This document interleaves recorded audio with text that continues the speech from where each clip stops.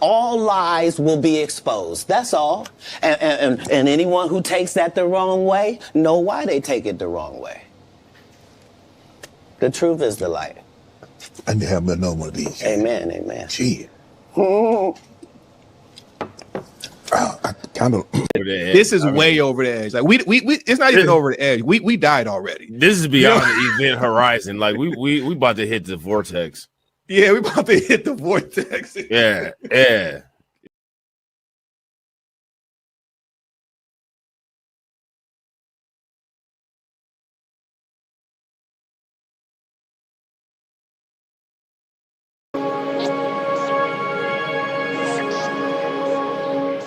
How you die does not redeem how you lived. You do not become a hero in your death when you are a weapon of the enemy in your life.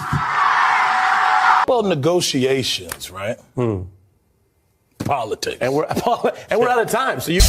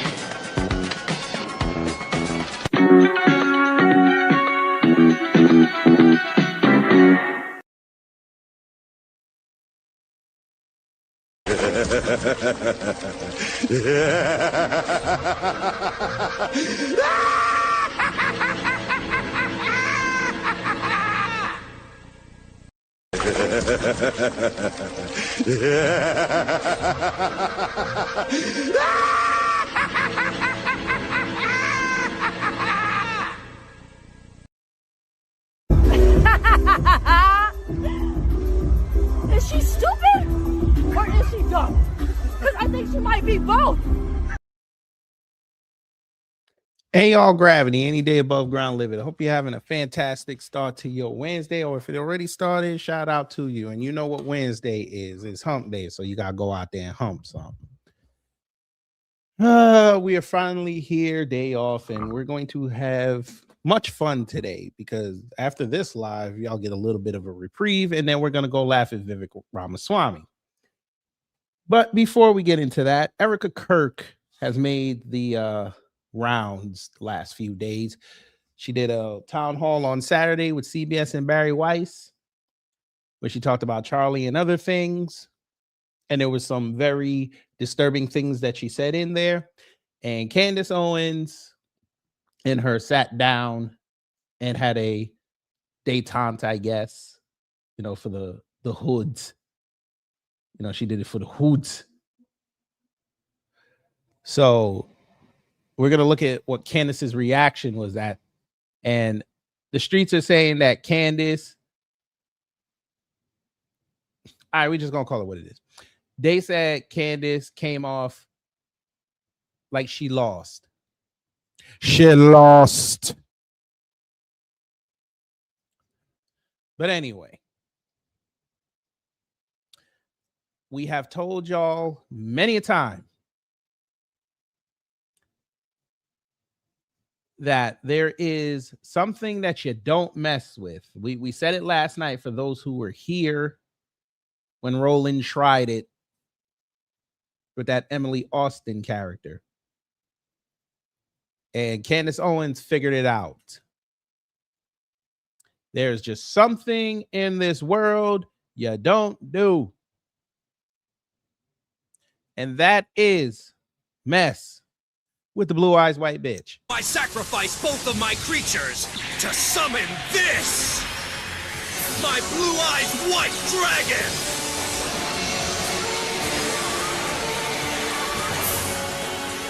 Now, Blue Eyes, attack his Exodia Necros!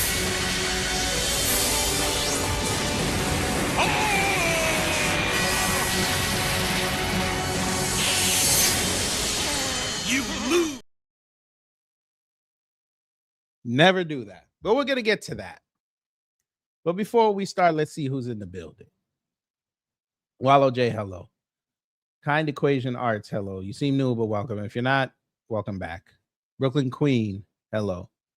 DSA, hello. Cosmo Fury, hello. Gamers Den, hello. Reparations Nation, hello.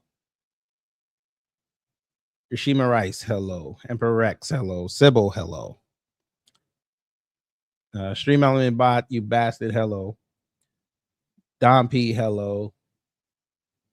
Canadian Chick, hello. You seem new, but welcome. Miss Nisi, hello. And for those who haven't said anything in the live chat or the comments, hello.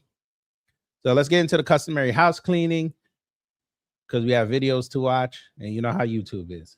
Under Section 107 of the Copyright Act 1976, allowance is made for fair use for purposes such as criticism, comment, news reporting, teaching, scholarship, and research. Fair use is use permitted by copyright statutes that might otherwise be infringing. Nonprofit, educational, or personal use tips the balance in favor of fair use. Now go to start the teaching. You know,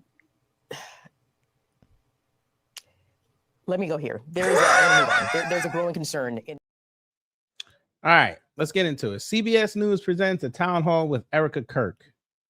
So let's see what she's talking about. Get to work!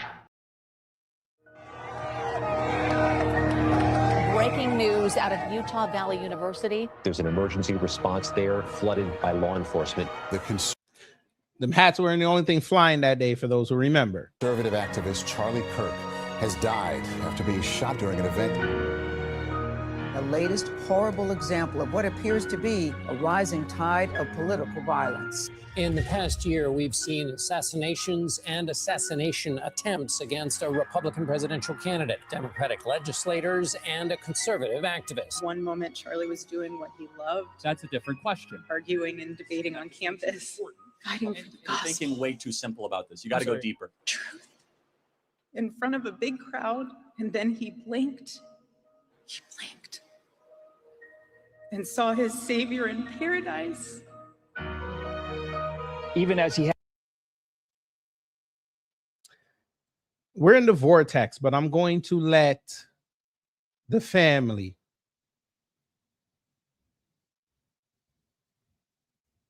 should we be respectful or should we critique it as we need to critique it? I'm going to let y'all decide that. Had all of these positions, many of them seen as controversial on different issues. He had a huge galaxy of support on America's right.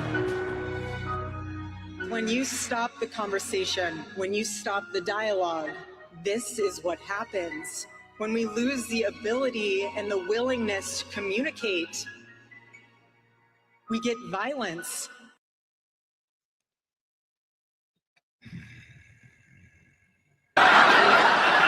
What the hell was that? Why do you feel a necessity to insult people? Again. Is that where's the script? Where's the script? Read the script. Is this a big defensive thing that you've got? Read the script. Why don't you read your own script? CBS News presents the script is beautiful. A town hall with Erika Kirk. Good evening. I'm Barry Weiss, editor-in-chief of CBS News. and I want to thank you so much for joining us tonight. Let me tell you why we're here.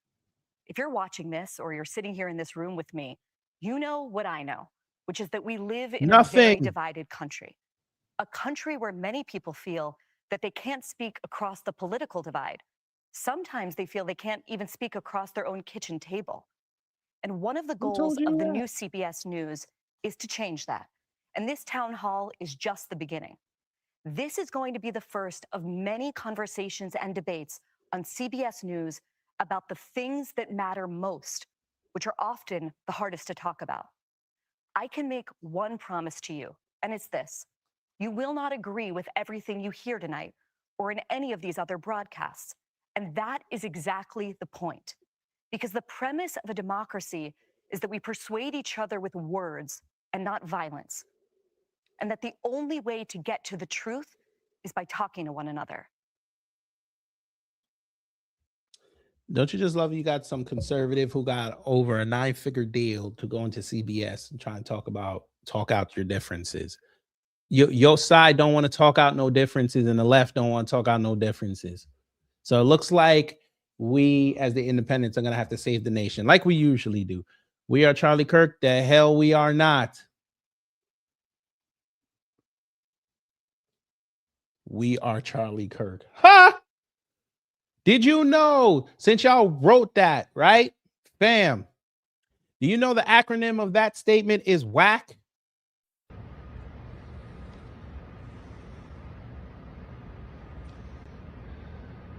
This is how real it is to The Rock. Chills. This is how real it is to The Rock. They have been repeating for months that they are whack. Say less.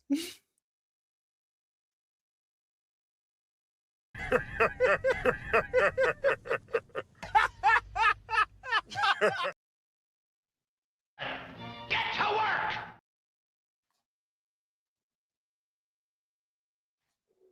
Play, you motherfucker. Oh, Jesus. And that brings me right to tonight's guests, Erika Kirk. 3 months ago, Damn, they Erika didn't even Kirk's clap husband, for her. Charlie, Let's was get it. assassinated Let's on a get college it. campus in Utah. To some, Charlie Kirk was controversial. To others, he was heroic. What is indisputable is that he transformed the American right in the 21st century. He did it through an organization called Turning Point USA, which Toilet he Paper founded when he was USA. only 18 years old. In the wake Funded of by a Charlie's billionaire. murder, Erika has now Barry. picked up his mantle. Hold The on. mother of 2 young children, she is also now the CEO and chairwoman of Turning Point. Oh, my God. Now, Charlie's murder was Damn, not an this is isolated why- tragedy. Hold on, fam. And tonight in the audience, we have other victims of the This is why I don't like CBS's video interface. It sucks. You can't pause nothing. It just want to play. I'm gonna try. I'm gonna try. But again, it's Toilet Paper USA. So go ahead. political violence that's ripping through this country. We also have religious leaders, college students, young Christians, and others invited by CBS News. You're going to be hearing from some of them tonight. Better We have than a where lot to talk Charlie's about. at. So, Erika, let's get started. Thank you so much for joining me. Thank you for having me. I was very grateful when you had reached out. Not a liberal. Because it was an opportunity to be able to have a conversation that Charlie always enjoyed, being able to have dialogue on both sides so that people could really hear everything that's going on. I appreciate it. Thank you so much for making the time. There's so many subjects I want to cover. Mm-hmm. I want to begin with the hours and days after your husband was murdered. Yes. You got up in his podcast studio where he broadcasted from for many hours every day. Yeah. And you said this. You said, "You have no idea what you have just unleashed." What did you mean by that? Let me give you a little background of that day. We get home. The team goes to dinner. I'm I laying have in my more daughter's because I'm bed, alive. and I can't sleep. It took me months to Wait, even walk into my bedroom. wait. Somebody's gonna tell me that I have less grace than Charlie Kirk. Oh, okay. Okay. See, unlike y'all's Charlie Kirk, when I have a disagreement with somebody, I can sit there and actually have a conversation. Now, if they don't want to have the conversation, that's on them. I don't have to act like a thug on stage like Charlie did. Oh, y'all don't believe me. I figured you didn't. Y'all remember this photo? When Cenk Uygur sat there and triggered his ass? He got up out of his seat, started yelling. Huh. You did that in front of a crowd. Oh, stick around. Would you like me to also talk about the people that killed Nabi Isa alayhi salam, the prophet Jesus? I'd love to talk about them. Who else? I would love to talk about the people that took out Malcolm X and MLK. I would love to do that. Stick around. But anyway, and yes, Miss Nisi, unfortunately, I'm going to play. It's only 50-something minutes, so we'll be out of here quick. But there's things in there that I need y'all to see. This chick on the screen is dangerous. So we need y'all to be educated on what to watch out for. Get to work! Play. I'm laying in my daughter's bed. I can't sleep. I grab my phone and I start typing out it. And those are my words. That morning, the team reached out to me and said, they think they got the guy. You should probably say thank you to the authorities. Taking over your country, I would be quiet. I said, okay. I wasn't afraid. They said, let's go to the office and let's discuss. We're at the office and they say, do you want to go live? Or we can easily, you know what? Yeah, let's do that. We can easily pre-record this. I said, absolutely not. My husband always went live. I have nothing to hide. No, he didn't. We're fully transparent.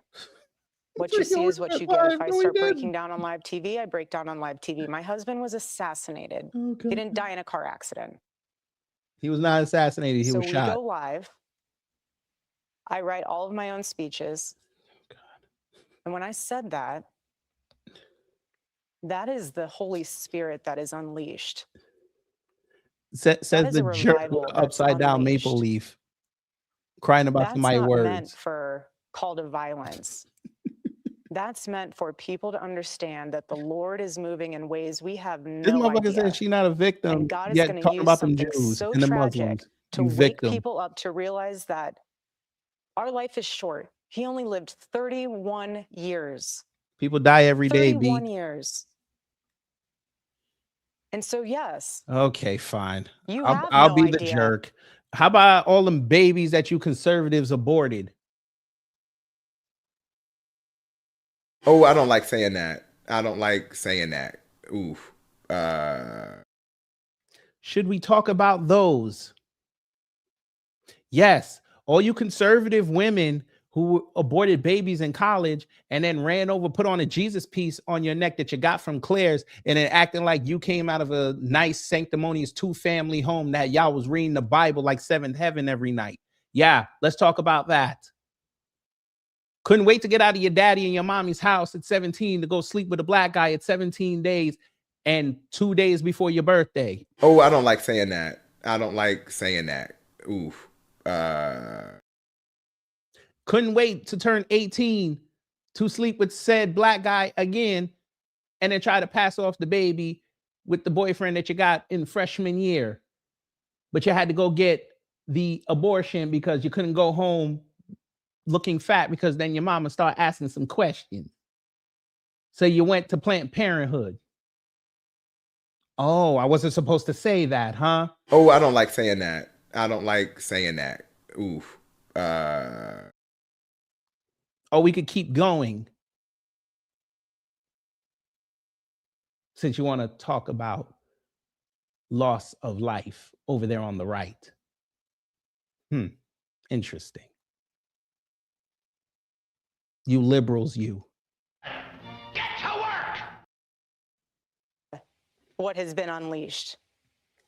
But I will promise until my last breath that I will let the Lord use me in ways that he only can to bring glory to him and to the kingdom. Who cares?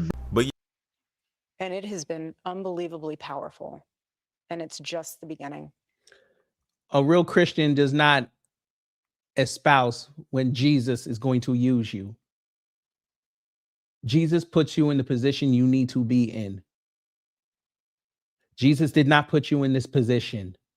Man did. That's why everything's going to shit right now on that side. Erika, one of the most alarming things about Charlie's murder was the way that some people in this country reacted to it. Yeah. And not just online. This was an idea that you encountered a lot. And the Her idea God was is Lucifer. they kind of justified it. They basically said that because Charlie said or believed things that they believed were controversial or even hateful, that he somehow had it coming. What do you say to people who justified his death? And all those black babies are whooping Charlie's ass up there. He's a human being. You think he deserved that? No. Tell that to my 3-year-old daughter. He didn't deserve it, but he didn't realize that he lives in a world called fuck around and find out. When he went to Oxford, he fucked around and found out. He thought those students were like the students over here. No, those students are very well versed. Yeah, they may play liberal, but Oxford, one of the most prestigious universities on earth. Yeah. Ran into a buzzsaw. He didn't like that. Spent months, weeks, days talking about, I'm going to expose MLK. The second he got the microphone to expose him, used some black guy in a bad suit to go expose him and just sat off in the corner. The man was a coward. It's easy to debate college students, except Oxford. That's easy. Put up a table at a school with a permit to debate college kids. That's easy. Go debate grown-ass adults. We saw what happened. Cenk Uygur was sitting there, and I hate Cenk Uygur. Chunk Uygur, what I call him. But he was cooking him. From the crowd, he had to get up and act like a thug on stage in front of everybody. And you knew there were liberals in the room. And you knew there were conservatives in the room. And you went up there and acted like a thug. This is not how people that are intellectually superior, allegedly, and intellectual thought leaders are supposed to act. Where is the poise? Where is the grace? Ain't got none.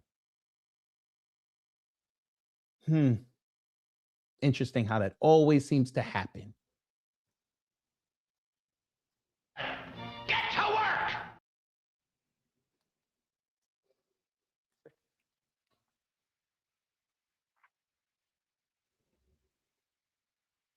Here we go. Excuse me. Put her on General Hospital already. You want to watch in high res the video of my husband being murdered? Everybody saw Trump get shot.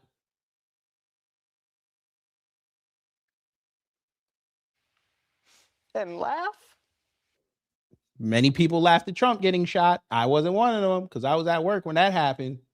But many people laughed. That's the society y'all built. That's the society liberals helped build. That's the society that a lot of people that are devoid of human compassion built. This is the world you presented to us. But you did this in his name. Let the church say amen. And say he deserves it? There's something very sick in your soul, and I pray that God saves you. I pray. Because that is what is so wrong. The internet in this world has dehumanized us. Yet your husband was on the internet profiting. I'm sure you wasn't saying all this when the internet was providing you a gated community outside of Phoenix. I'm sure you weren't complaining about the internet when your husband came home with the check every week. I'm sure the internet wasn't complaining when you were able to call him up and maybe do some things that a wife is supposed to do so you could fly on a private plane around the country. I'm sure you didn't blame the internet when you were able, I don't even know if you went, but he was able to go to South Korea and all these other countries and just talk and get speaking fees. I'm sure you didn't blame the internet then. I'm sure when he was getting his Twitter check every 2 weeks, I'm sure you weren't complaining about the internet then. Now, all of a sudden, you find a tragedy, you want to blame the internet? Well, the internet ain't got no feelings, so it don't give a damn. It moves on. Power of machines and binary code and all that. I think Erika Kirk found out on September 10th that the world is not an echo chamber. And your movements have consequences. Welcome to life. My husband did something very simple. He talked Lie. to people. He lied. You're going to be murdered for talking to people. He didn't go after people. He went after your ideas. Set it up. And if you think it's okay, go tell her. Set it up. To murder someone because you think they had it coming for them because they took the time to have people come to the front of the line if they didn't agree with you, and you think it's okay because you don't like what they say. You ain't telling no lie, Rosalind. This is one life to hang. And you're enjoying it and you're rejoicing in that.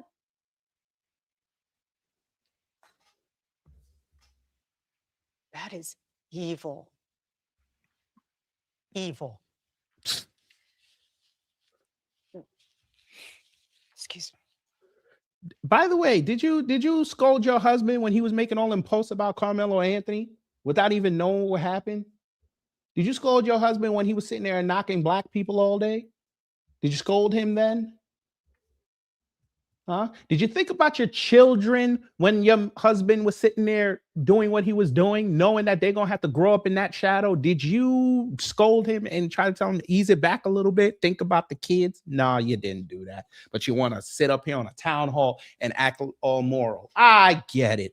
I get it. I told y'all one of the most dangerous creatures in all of the world is the blue-eyes white bitch. I sacrifice both of my creatures to summon this! My blue-eyes white dragon!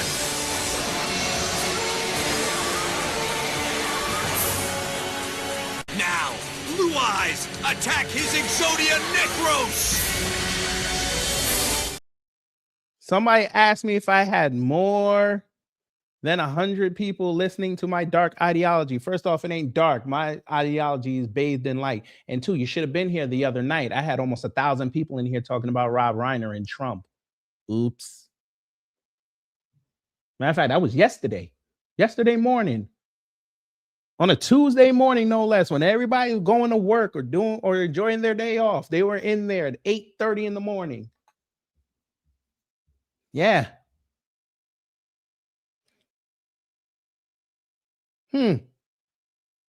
But you can stay. What's up, church? As you know, and as I know, one of the ideas that has gained a lot of traction among young people, especially in this country, Erika, is, and this leads them to this kind of justification, is the idea that words themselves are violence. And that brings us tonight to our first audience question. It comes from Angel Eduardo. Angel is a senior writer and editor for the civil libertarian group, the Foundation for Individual Rights and Expression. Wait a minute. She brought up, wait. You brought up a Latino libertarian. Boy, fam. Now, I watched clips of this, so I didn't see this part, but to start off with with someone from a group that's being targeted right now for deportation, who happens to be a libertarian, this should be fun. I like the whole Afro-Latino aesthetic you got going on too. I like that. Go ahead. And I see the Superman pin. He must have saw the James Gunn movie. Movie was fire, by the way. Go ahead. Or fire. And he writes passionately about issues of free speech. Angel. Thank you, Barry. Excuse me. Hi, Erika, my condolences. A recent survey that we took after Charlie's assassination found that 90% of undergraduates believe to some extent that words can be violence.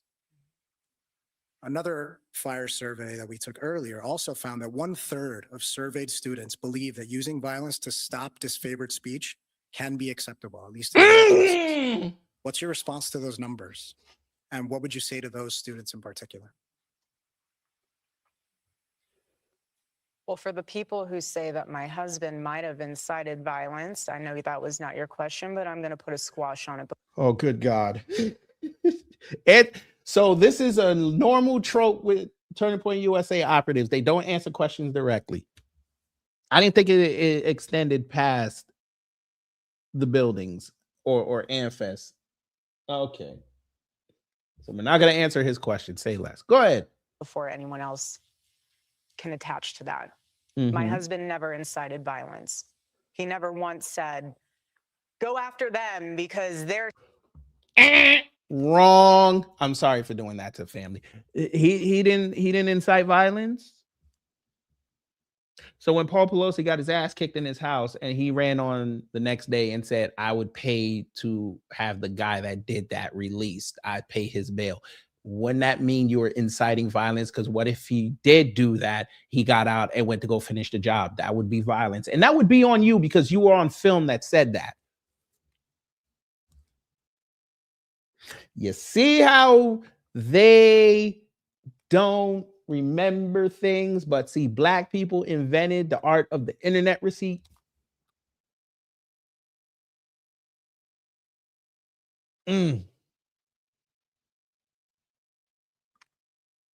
But again, I bet you didn't scold him for saying that. Bet you didn't. But we know why you didn't scold him, because he said that on Rumble and nobody really watches Rumble like that. But continue. Go ahead. Get to work! She already looks angry. I'm telling you, she'd be great in a soap opera, except Beyond the Gates. Do not put her on there. Put her on anyone else. Let's leave her off the black shows. saying XYZ and they deserve to die. My husband never once said that, and he never would. What did he say? Come to the front of the line. I'll put my mic down. Tell me why you believe that. Well, that's interesting. I never thought of that. But have you thought of this? People heckling, laughing at them. Stop. Hammer time. It took a lot of courage for them to come up here. Stop doing that. He gave them a microphone. He didn't take away a moment for them to speak back. He gave them a microphone.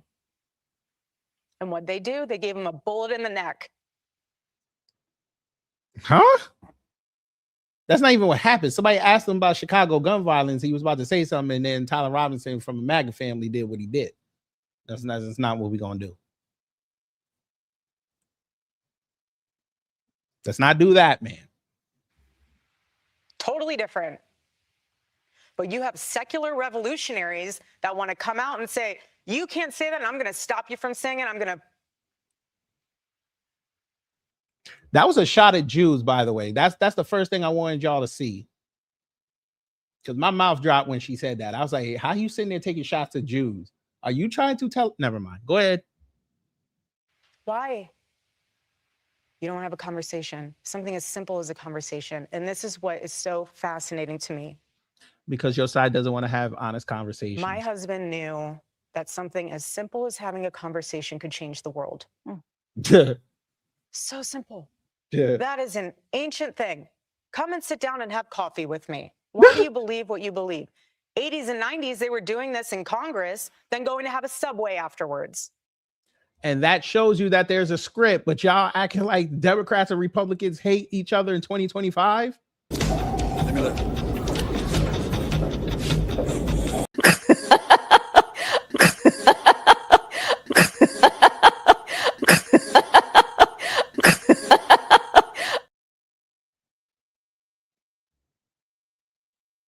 Yes, ma'am. People in the 80s and 90s hate each other, talked it out. We also went around the corner and beat the fuck out of each other. And then we came back as friends. Yes. So why are y'all upset about political violence? We've had fist fights.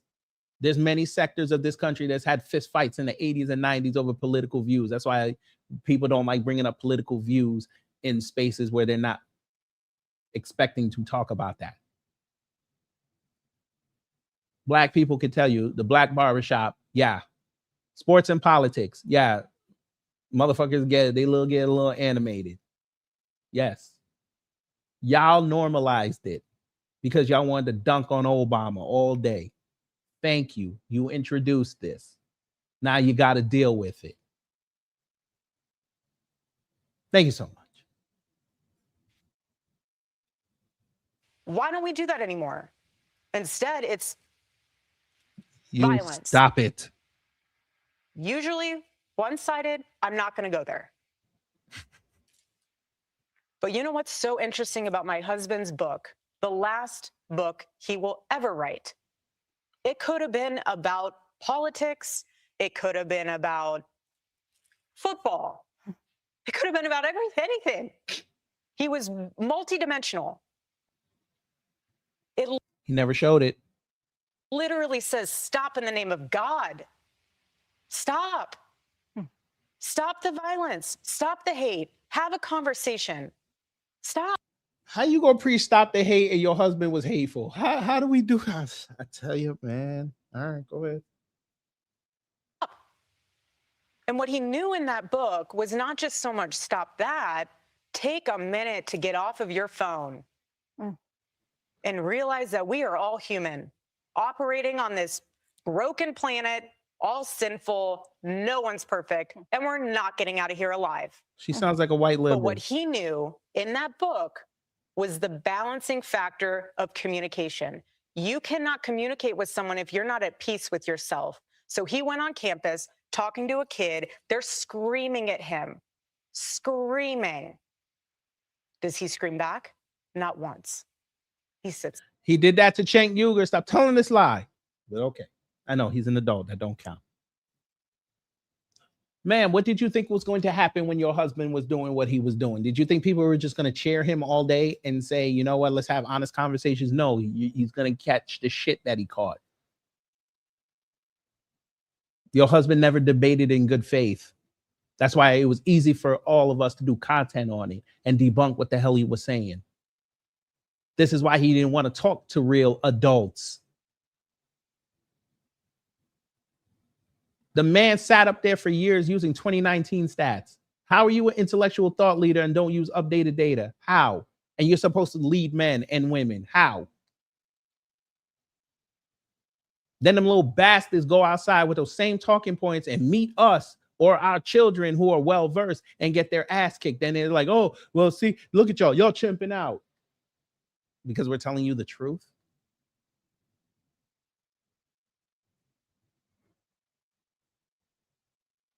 You're mad that we come up with solutions that y'all can't come up with? You're mad about that. Charlie got shot. Okay. What did you think the outcome was going to be when people found that out? Did you think it was going to be Michael Jackson in 2009? The whole world was going to stop? No. Wow. Fuck. Where's the video?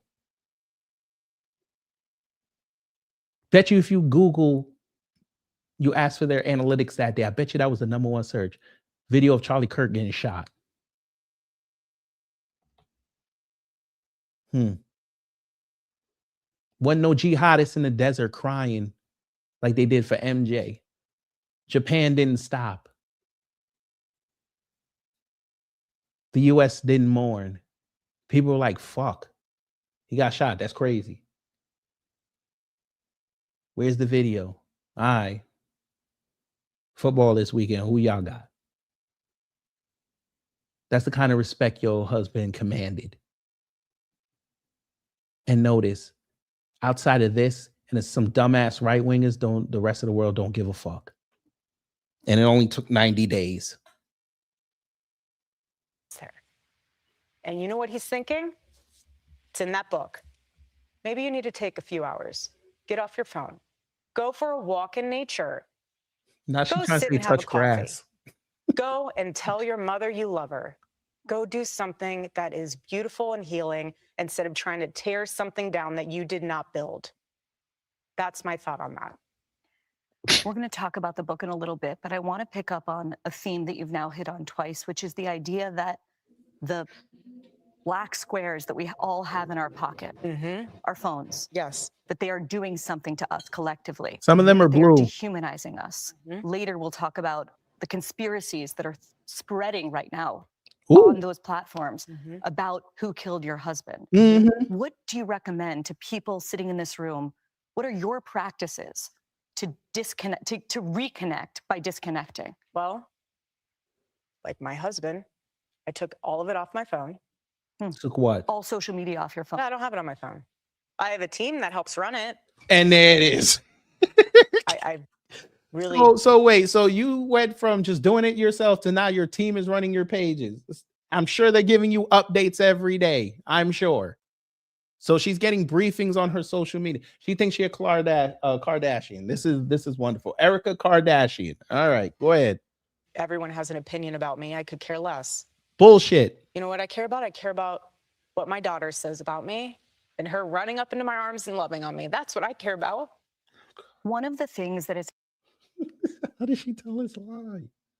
If you didn't care about what people think, why would you go sit there and talk to Candace Owens?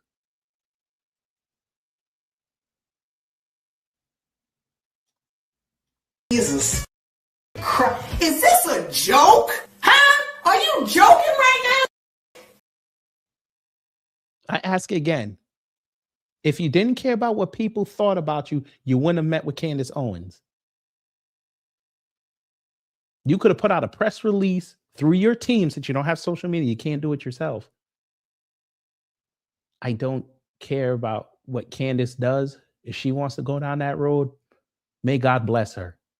I'm focused on my children and Toilet Paper USA. We have AmFest coming up. You could even shill it.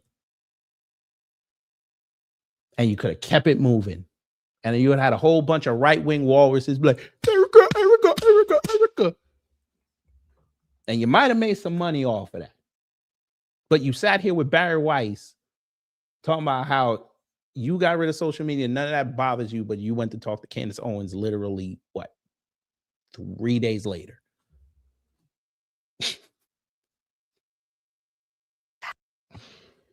Happened over the 3 months since Charlie was murdered is that people have gone through the thousands, maybe tens of thousands of hours of words he produced. He said more in 31 years than most people will say in a lifetime. Yes. And said nothing. And I want to read a few that have captured the most attention, especially on the political left, okay? Yeah. Some gun deaths were, quote, unfortunately worth it to preserve the Second Amendment, he said. That's what he said. Acknowledging that he wishes he didn't feel this way, he said, I'm sorry, if I see a black pilot, I'm going to be like, boy, I hope he's qualified. He said the Civil Rights Act of 1964 was a mistake. Now, I realize that all of those quotes come from longer conversations that he had on his show. Correct. But he did say those things. And Charlie is being memorialized by many people as a person who promoted civil discourse, as a person who said, come to the front of the line, let's have a civil conversation. Acting again. How do you square that with the statements I just read? I would love for everyone to be able to watch the full and entire clip of.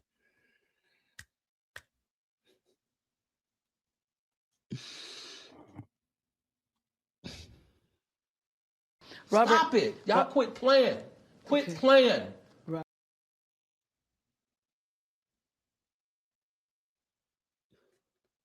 So I'm supposed to watch a broader context clip about this man saying he has a problem with black pilots because he thought that they weren't qualified enough because they were sitting in that seat, even though they all have to go through the same stringent requirements possible to even get a shot at getting on a plane, even to get into the rotation. I'm supposed to listen to that. By the way, Erika, we heard the whole context and he was still sounding like an asshole. We heard the DEI stuff. We heard the whole clip. I played it here. We debunked him, the whole thing. Without the Civil Rights Act of 1964, your bitch ass family wouldn't have been able to emigrate here. So he wouldn't have been able to have you after you had the boyfriend that you were talking to and with when you met him, who happened to be friends, allegedly. So I'm glad you're saying that you agree and saying that they should have watched the whole clip.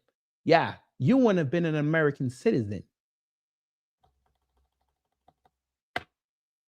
Huh. Get to work! How can you tell the American racist? They will say something and within 10 seconds own themselves.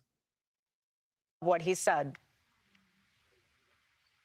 Charlie didn't care what skin color you were. He didn't That's care a what damn religion lie. you were. Damn lie.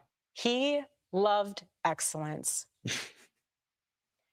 He loved knowing that people, his favorite word was earn. He loved knowing that people worked hard to earn what they got. He worked so hard to build Turning Point USA. No, he didn't. The first statement you meant about guns and shooting, I have no idea the context of that, and I have no idea that whole. There's a lot more there than just that one little sentence. My husband is not to be deteriorated to Then two why do sentences. white people use it? He's not. He is a thought leader. He was brilliant of a man.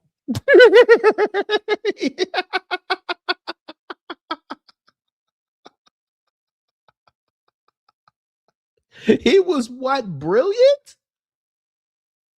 The dude who dropped out of junior college, who couldn't get into West Point, he was brilliant. Oh, Lord. We know this. The Chinese know that we know. But we make believe that we don't know, and the Chinese make believe that they believe that we don't know, but know that we know. Everybody knows. You right wingers, boy. Y'all got the work. You know what? I shouldn't have expected this much when y'all propped up Jordan Peterson, and look where he's at now. He on the left. I shouldn't have expected it. Look who y'all have out there talking for you. You got Jack Posobiec over there yelling at a wrestling promoter. Charlie Kirk was brilliant. Oh my God. You got it. It's your husband. You have to talk about him glowingly. Go ahead. So that's fine if you want to take words out of his mouth or out of Pause. context without the whole thing in perspective. But that's the problem. Does it bother you that people are picking out those statements and drawing an entire picture of who he was? Again, that's the problem. You're not having a conversation. You're having a 15-second clip on the internet. Son, do you see the bling bling? Look at the bling bling.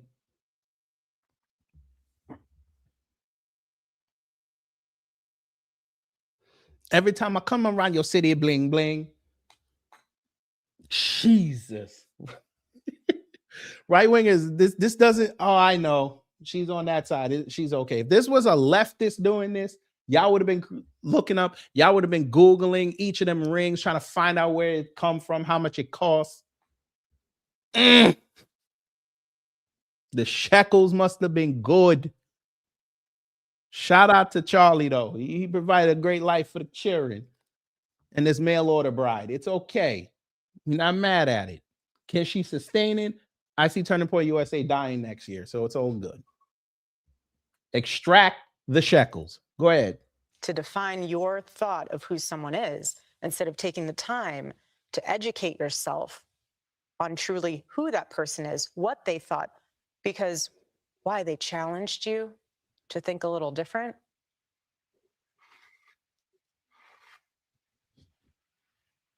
Again, my husband was an amazing man.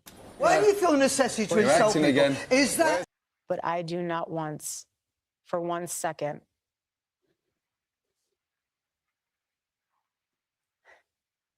think he was anything else than exceptional.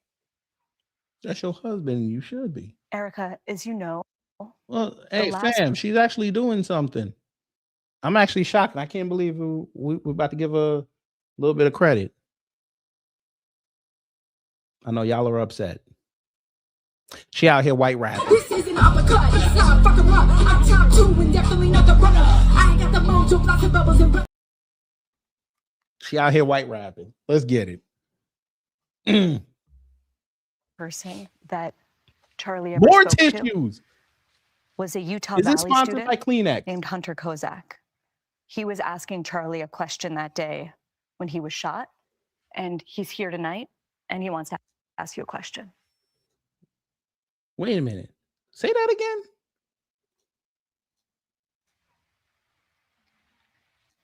He was asking Charlie a question that day when he was shot, and he spoke to was a Utah Valley student named Hunter Kozak. He was asking Charlie a question that day when he was shot, and Wait, so is this the guy? Wait, he's here tonight.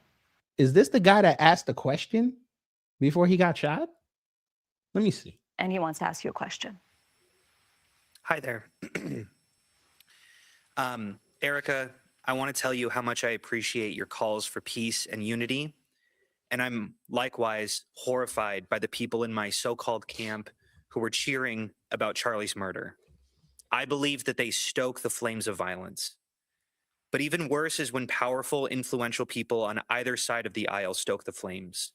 When they do it, the flames can become an inferno. And this leads me to Donald Trump, the most powerful and influential person on earth, who has more responsibility than... So they're saying this is the dude that asked him about the Chicago gang violence question. Huh. And he's apparently a liberal. than anyone else to put the flames out.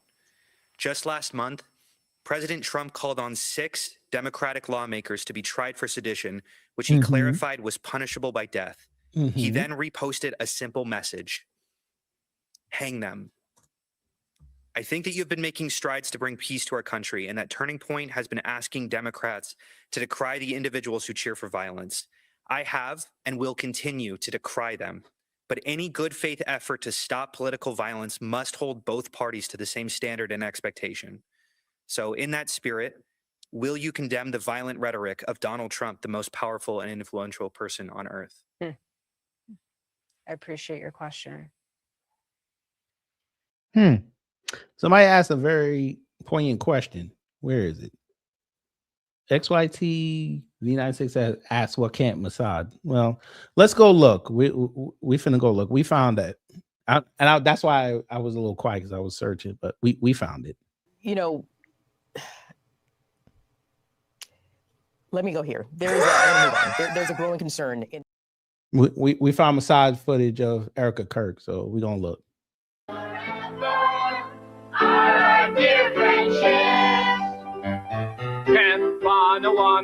We hold you in our...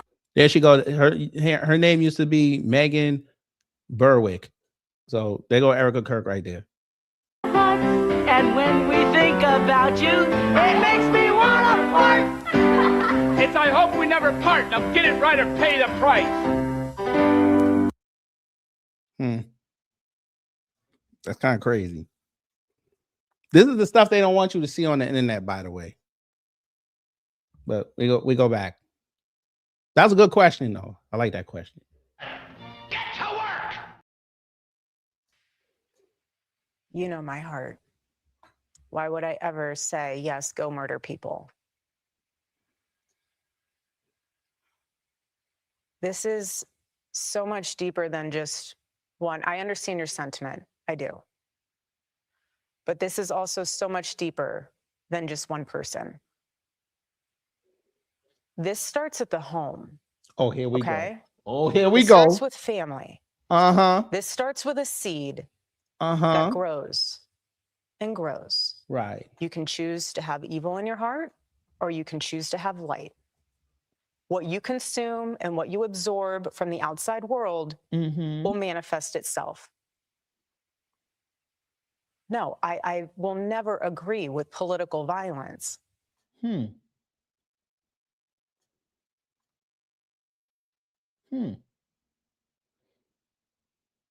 Miss Arizona.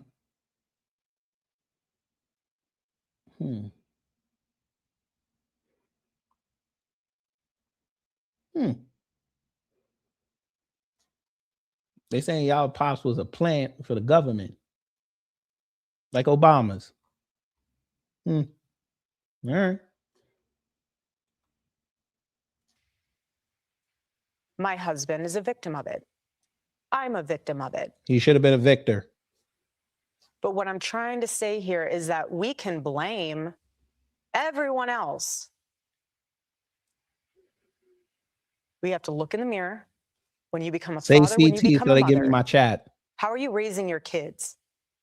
Are you taking responsibility, or are you giving them a device and saying, go down that rabbit hole? I'm trying to go to Pilates class. You can just sit in the corner and look at your iPad or look at your phone and go down that rabbit hole and see what you can learn from that instead of being a parent. So my call to action. Are you blaming technology now? Your husband thrived on technology. Oops. From that is parents step up. Do you want your kid to be a thought leader or an assassin? Why can't he be a thought leader assassin? Why can't we teach our kids to spot the bullshit? That's what a lot of these kids today are lacking. They don't have the street smarts to know when somebody's snowing them. That's why it's easy for them to be persuaded by these streamers and stuff like that. They're just going to say things and do things that look exciting, but there's no substance behind it.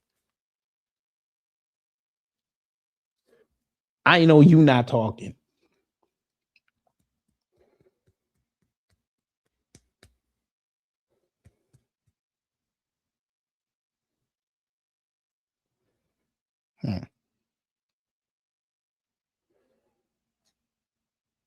On that point, Erika. Be quiet! Shut up! Get to work! That's where we're at.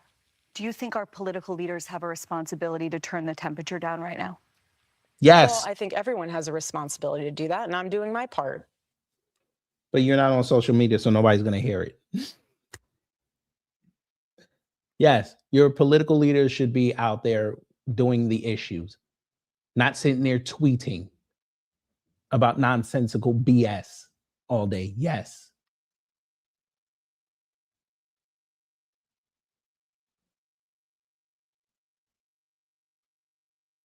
They don't want to save the country. They just want to be celebrities. I'm not in control of other people.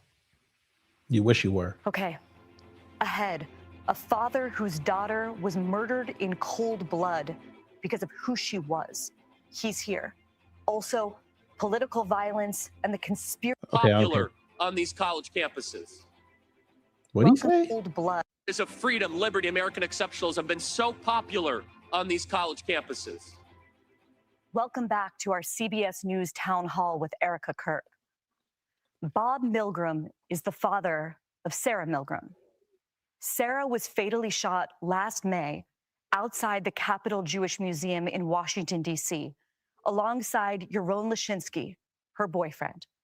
Sarah was just 26 years old when she was killed.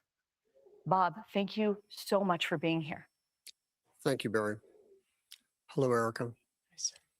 Just as our family could not anticipate the pain we've been going through following the murder of our daughter, Sarah, there is no way I can understand the pain that you and your children are going through as a result of Charlie's tragic death. Our daughter was killed because of anti-Semitism, hate against Jews, and hate against the Jewish homeland, Israel. So why the fuck she didn't be quiet and not agree to do this? Did y'all tell her to? Did you tell us to leave her alone when she went at the funeral and turned it into a MAGA rally? Did you say anything then? Did you say leave that woman alone when they were selling T-shirts in the lobby? Did you say anything then? When she's over there whispering in JD's ear, wearing leather pants, did y'all tell people to leave her alone? When she's on podcasts, throwing veiled shots at people, did you tell us to leave her alone? Nah, y'all didn't do that. Y'all love drama. That's the only thing I'm going to agree with her on this. The world loves drama.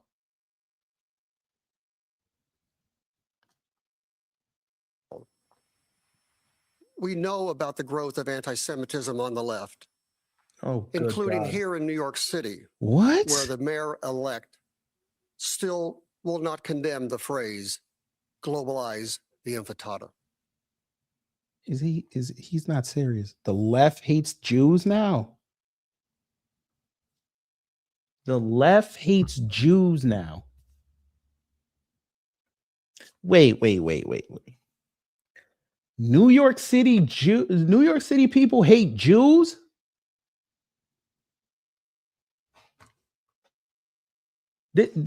What was I? He's not serious. Now you know that's fucked up. Globalize the empanada. I could go for some empanadas right now, but let's get back to the point. Sir, I'm from New York City. You're not about to tell me that New York City hates Jews. What? If they hated Jews, Cat's Deli would have closed maybe 50 years ago. There wouldn't be no big Jewish enclaves in Williamsburg and Riverdale and goddamn what do you call it, Forest Hills and Kew Gardens. What? New York City hates Jews because Mondami would not say, I condemn globalize the infantata. No, sir. He played Hakuna Matata. That's why he keeps taking a picture with them Jews. Every time y'all watching him, he is either pictured or videoed with Jews. And that was another reason why he whooped the GOP's ass in that election. He weaponized the Jewish vote because he's going to give them the city contracts, which they're going to flip into the federal ones. It's a game.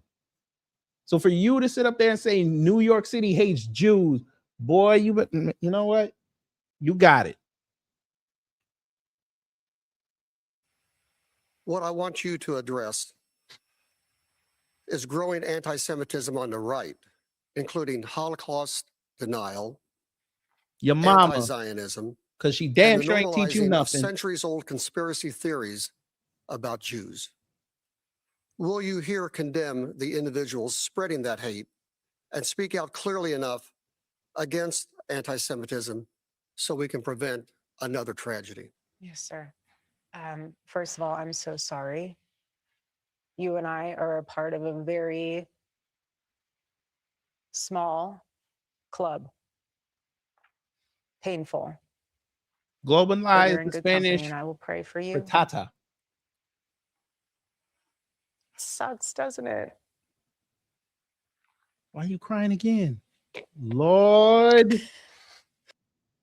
I'm glad I'm not playing a drinking game, fam. I'd be done already. Stop crying. Hate is hate. And It's love is evil. love. Charlie and I have always been very clear on our stance. Israel, Jewish people. Here we go. It's awful. Uh-huh. Awful. Anti-Semitism is what healing factor comes out of hating Jewish people? What healing factor comes out of hating Christians? Your 2-week Twitter check. That's what comes out of it. People monetize hate. You know that. Don't do that, madam. Please don't. What healing factor comes out? Healing factor? Hate She's in Wolverine general, now. Nothing. Nothing. Charlie always would say very clearly, Jew hate was brain rot. He would always say it. We've been to Israel twice together. Mm-hmm. And you to kiss be the able to wall? walk Did you kiss the wall? in the place where our Lord walked Here we go. Now she's and gonna see do that the Bible live. come to life in Technicolor. Well, thank you, Erika Kirk. You just told us you're not a Christian because that's not real Israel. But I figured I somehow when I saw that clip, I was like, oh, yep. I think you need to go read your Bible. That's not Israel, man. But you know, y'all gonna continue that lie. Go ahead. How could you hate that place? How could you hate the Jewish people? Why? Because you need to fulfill a Conspiracy theory, I'm wrapped in, people say I'm a part of conspiracy theories all the time. It's sick. Is it? And it needs to stop. We are human. No one is perfect. No Christian is perfect. No Jew is perfect. No Muslim is perfect. We are broken, sinful humans in need of a Lord and Savior. So we don't. Why do you think God let humans make this their own decision? Why do you think he did that? So we can learn from them, so we can grow. You right wingers and you lefties don't want to learn from your mistakes. You just want to repeat them, hoping they'll give you a different result. Now we're at the times where everybody's watching you. They're going to watch you fuck up, but they're also going to watch you try to clean it up. And y'all don't want to clean it up. Your husband would have got a lot further if he wasn't an asshole. And I'm sorry if you're a Charlie Kirk fan or you want to yell out that you're whack. But Charlie Kirk was an asshole.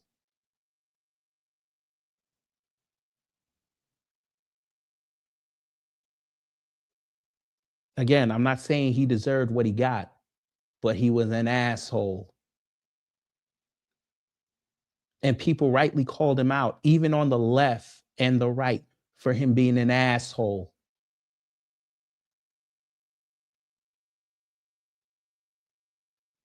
That man lived with hate in his heart 24/7, 365. Just because you hide behind a Bible and a cross does not erase that. And considering he led that household and now who's controlling that household, his influence was damning. And that's why it is so important to give your life to the Lord. Because once you do that and you fully surrender to the Lord, you have no room in your heart for hate. And so, sir, I am so sorry what happened to your daughter. I pray that does not happen. And I pray that that is something that we can somehow extinguish in this world.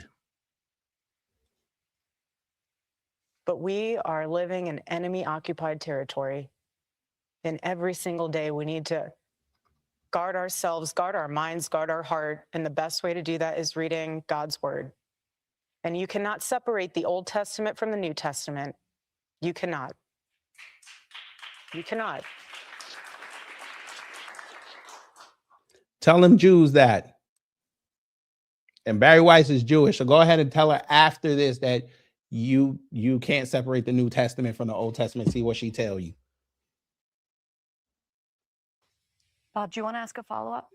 What? I just noticed something. He looked like Skip Bayless in 30 years. I ain't even gonna hold you. Is there anything specific that Turning Point can do to combat anti-Semitism? Yeah, so we're all of our college campus and high school campuses, we have these conversations. Oh, and our students understand exactly my heart and Charlie's heart and the sentiment of everything I just said. We have Shabbat dinner happening at AmFest. We have individuals in our chapters who are Jewish.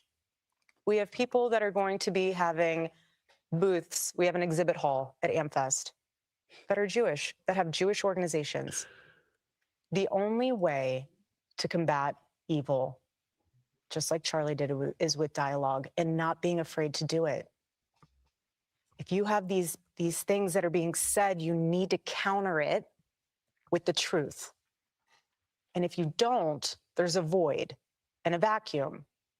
And so even though they're a small number, they get louder and louder. So we need to do our best, which we're doing our part. We're going to continue to do our part to make sure that the truth is always heard. We'll amplify it even more. And we're going to do the best we can, but we need the whole community. We need everyone in on that. Bob, thank you so much. I want to talk about discernment. Yes. Okay. Being able to separate truth from lies, reality from unreality. Make sure you blot that A shit. 22-year-old man named Tyler Robinson has been arrested and charged with the murder of your husband. And yet there are a huge number of conspiracy theories, you might call them brain rot, that are spreading right now online about the actual story behind the reality. One, people say that Tyler Robinson was actually a MAGA Republican. That's not what they said. That's not what they said. The right said that bullshit. But they did not come out that he came out of a house where both of his parents and, what was it, the aunt, were MAGA. And he recently went to the left. So he grew up in a MAGA household. Say less. Go ahead. By the way, screenshot. Or two, some people say you were actually a Mossad agent sitting in front of me, and you were Charlie's handler, and Israel killed Charlie. Right. Other They people say laughing, that a too. number of men in the crowd were wearing maroon T-shirts, and this signifies that his killing was an elite airborne operation, whatever that means. They say that the rings on your fingers, which are My kids' your kids' initials, my wedding band, the Medal of Freedom, my engagement ring. but apparently they symbolize some kind of secret There you should go again, showing off the bling bling like a rapper. Go ahead. plot. There's also a new theory that Egyptian aircraft have been tracking you. Shot at Candace Owens. What is going on? Why are there so many conspiracies spreading about what seems to be a pretty open and shut case? How is it open and shut? This is the first time that we have seen evil on display where we have social media at our fingertips. Are you fucking serious? Jesus Christ. Is this a joke? Huh? Are you joking right now? Ma'am, we had social media 5 years after the towers fell and motherfuckers was watching Loose Change. What are you talking about? Michael Moore was making money, millions of dollars, putting conspiracy theory movies in, well, documentaries, in movie theaters. Did you forget about Fahrenheit 9/11? What? She's not, this broad boy.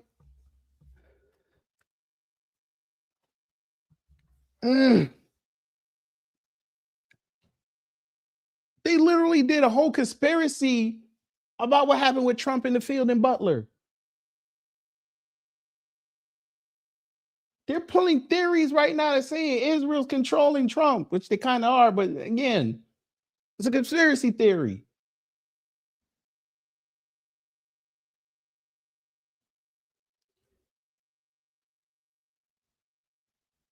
There's conspiracy theories that saying Trump is being controlled by the OCGFC, BRICS, ASEAN, and what's the other one? And OPEC Plus.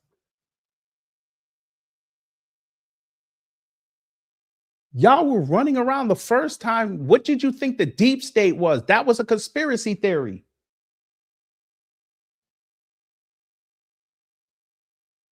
Nobody ever came out with a concrete list of who the fuck was against that man. Every time somebody said something against him, y'all was like, oh, he deep state. No, he might just have a fundamental disagreement. Y'all put Mike Pence in there after January 6th. Come on now. And you gonna say this bullshit? Something so evil that happened, people are wanting answers immediately. They are wanting to figure out how to wrap their mind around this.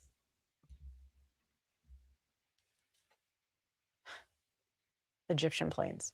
Do you, Fire. No, but Egyptian do planes. you believe that Tyler Robinson murdered your husband? Yes, I do. Why do you think it is so hard for so many people to believe that reality? Because it's too simple. You don't think your government would kill somebody? Okay. Again, everyone always has to think there's more to the story. Well, sometimes there's not. I've seen the autopsy report. I've seen our case pulled together. I've been in constant contact with our lawyers, the prosecuting team. I've seen it all. And let me tell you this. Why in the world, why should we prior to the trial, lay all of our hands and cards on the table for the defense team to see, to somehow then, I don't even know what they would do with it. But what I will say. The defense team in church, I know you're still here. The defense team would debunk all that. What the fuck?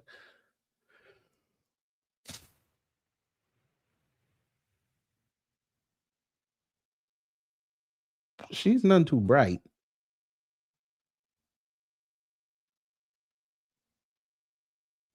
Did you forget about Discovery, ma'am? You don't think they got a copy of his cell phone too? We talking about Charlie's. You don't think they got a copy of that stuff? Huh? Of course they're going to go in there as the defense and say that he didn't do it.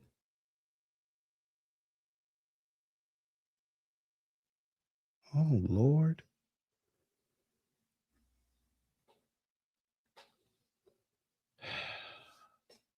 The script is beautiful. And I want to get on the Egyptian plane thing. Get some on that for a second. What I will say is what I'm worried about, and I'm fascinated, just from a legal standpoint, to see how the United Healthcare trials pans out. There it is. There it is. Because there's another conspiracy that Luigi didn't kill that man. There's another one. Ma'am, if that man gets off, pause, Tyler Robinson's going home. I promise you he's going home. And he's going to be one of the worst things that's ever happened to the right, because they will weaponize him on the left. He will become their new intellectual thought leader. He will forever be the man who was almost crucified for something that he didn't do.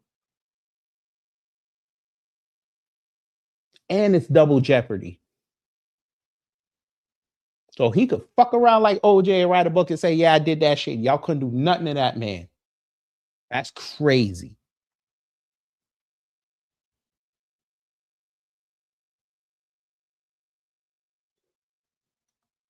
Say that because this is the first time where we are seeing the implications. You're talking about Luigi Mangione. Correct. I prefer never to say any of their names. They do not even deserve the ounce of oxygen and breath out of my body. But what I mean is, it's fascinating to see how social media will impact that court case, just how it might impact mine. Are you nervous he's not going to get a fair trial?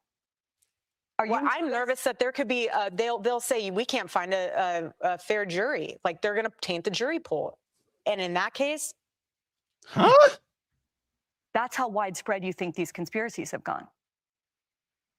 Yes. That's how mainstream they become. Okay. Egyptian planes.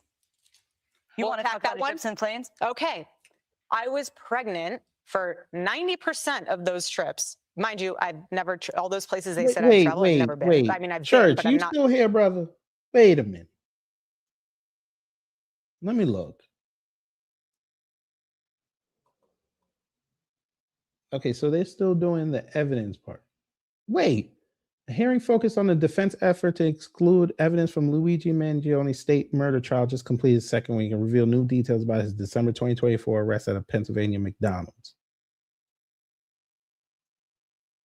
So they didn't even pick the jury yet.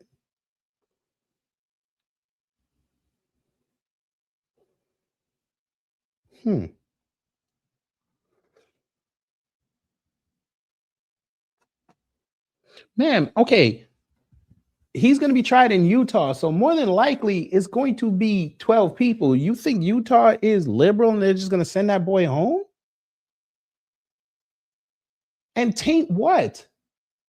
If anything, the way you talking is going to fuck up your chances. What if you get a jury pool that actually like Charlie Kirk and the defense figures that out and he don't exclude them? He get 12 people that didn't really know that man, which will give him a significant advantage when they go into the trial and they start playing his clips.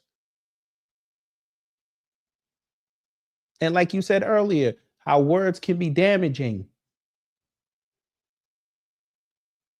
They'll make him look like a sympathetic figure.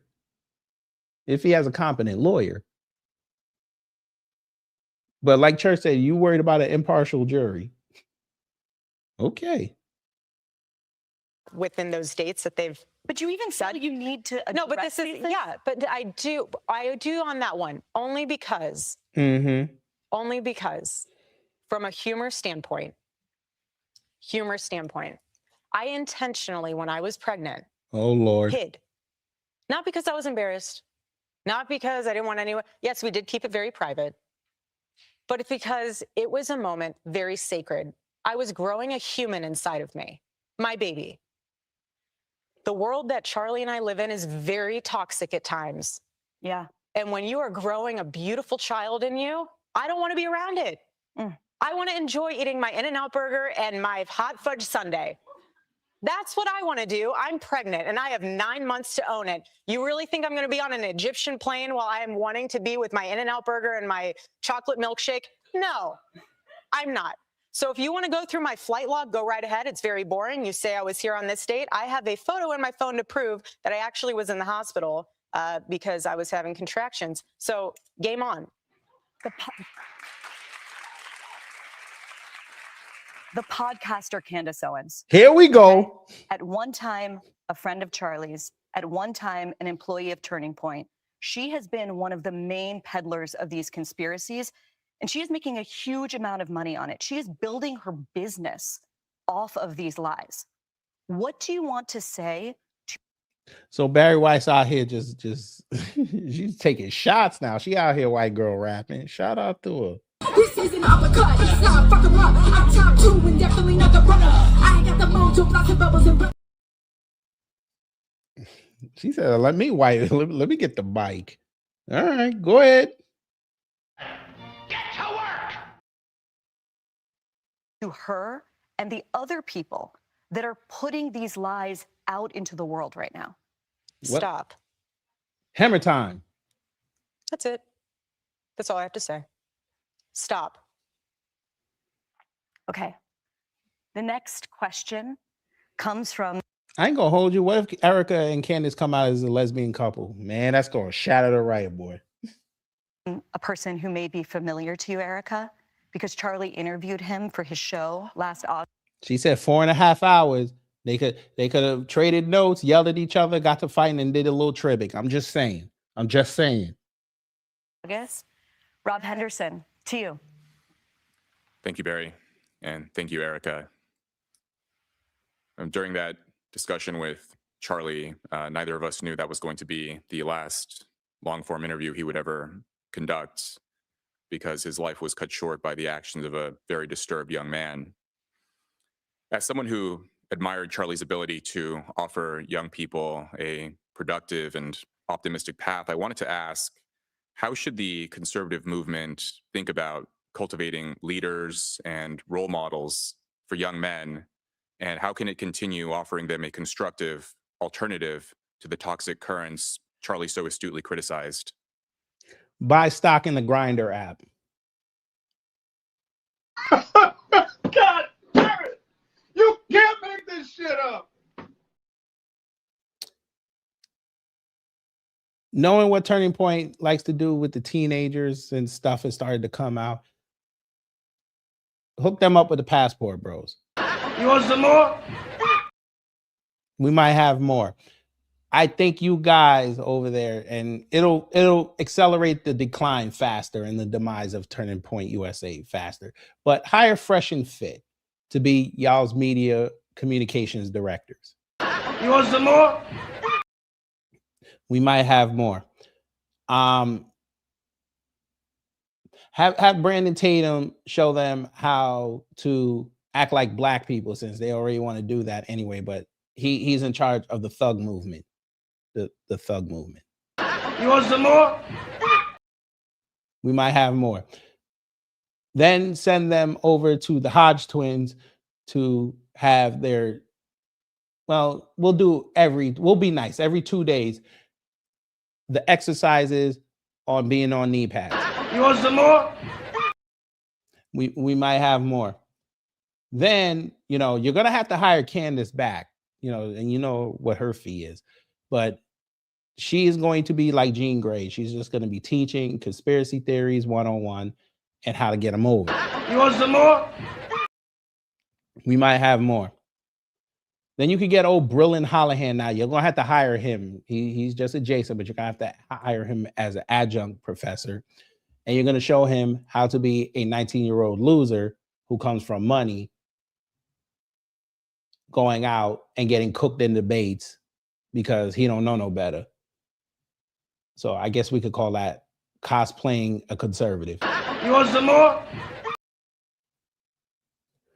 We might have more.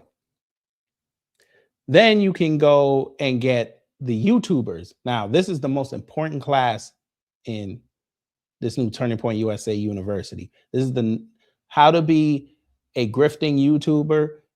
And depending on how much money they pay, they will teach you how long your career on YouTube is before you start thoroughly getting cooked.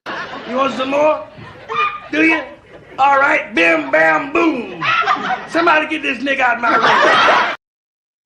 All right, somebody asked, do Americans trust Candace?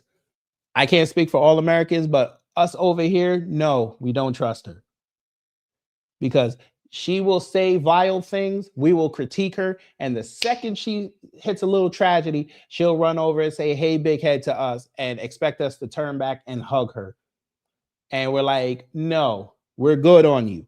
You wanted to go in the mud with them folk over there shitting on us. Cool. Do that. Don't get pissed at us because they found pictures of your child, the first one, on your Facebook, and they went in on it, and you couldn't do content off of it because you thought it was black people that went after your child. And you kind of find out it was nothing but white and Hispanics. So she don't post the pictures of her kids no more. And some of them are on Reddit, but we're not searching for that. No, we don't trust Candace Owens because Candace Owens, as she has admitted when she got fired from Daily Wire, that going after black people was allowed and encouraged.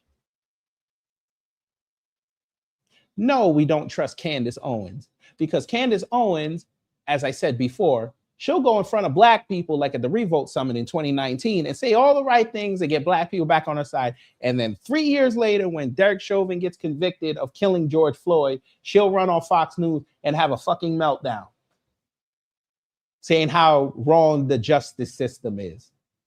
So no, we don't trust her. And even in this situation, you can go on X right now and find all the black conservatives. They're either on her side, not really, or they're against her, or the new third one that's come up, they're telling her, go ahead, Candy, just burn it all down. So no, we don't trust her. And right now, I don't trust Andrew Yang on the TV. But we're going to let him finish cooking.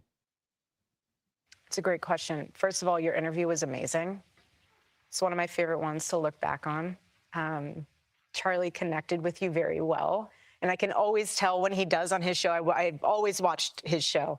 And I could always tell because his questions and his engagement would shift. And he always loved that conversation with you. As the CEO of Turning Point USA, it is my responsibility to make sure that our youth is in good hands.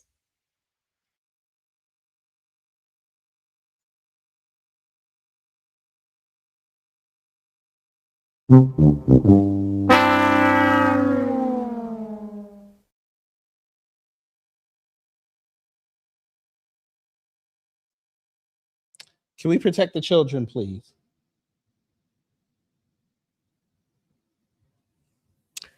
Can we please protect the children?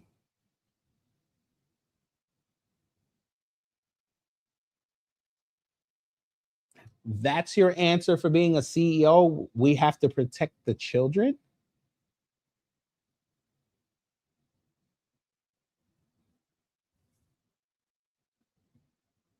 So y'all couldn't win over adults. You're going now to the progeny. Again, I can't wait for Survivor and Turning Point USA's documentaries to start dropping. The teenagers have already come out and said that they were doing vile things there. Maybe next year. Maybe next year. Our chapter leaders are amazing. And there's some leaders within those groups you guys have not even seen or heard about yet, but you will one day. They're already having the operatives come out. So she's basically saying we ain't even seen the worst come out yet. They're getting the thorough indoctrination now. Black family, Tabernacle. I think it's time for us to really sit our kids down. We're going to have to teach them. Thank you, Erika, for that. Thank you. And you'll be blown away because they are amazing kids. We had 2 of them at our gala event this weekend, and they spoke in front of our donors. It was the first time I ever met them. Phenomenal kids. Not only are they smart, they have a heart. Not only do they have a heart, they can understand and see the Gen Z landscape in a way that we can't. Man. And Generation AA is coming right behind them. Pause. Okay. But didn't y'all say Gen Z was so stupid? All they care about is TikTok? Oh, okay. All right. The generation that's watching right now, their older siblings struggle to navigate this world because the government's fucking everything up. And now they're going through it now because a lot of them are starting to either go to college or starting to graduate college. And they can't get no work. You think that they're going to listen to y'all. Okay. The delusion is great. And from a peer-to-peer communication level, they're phenomenal.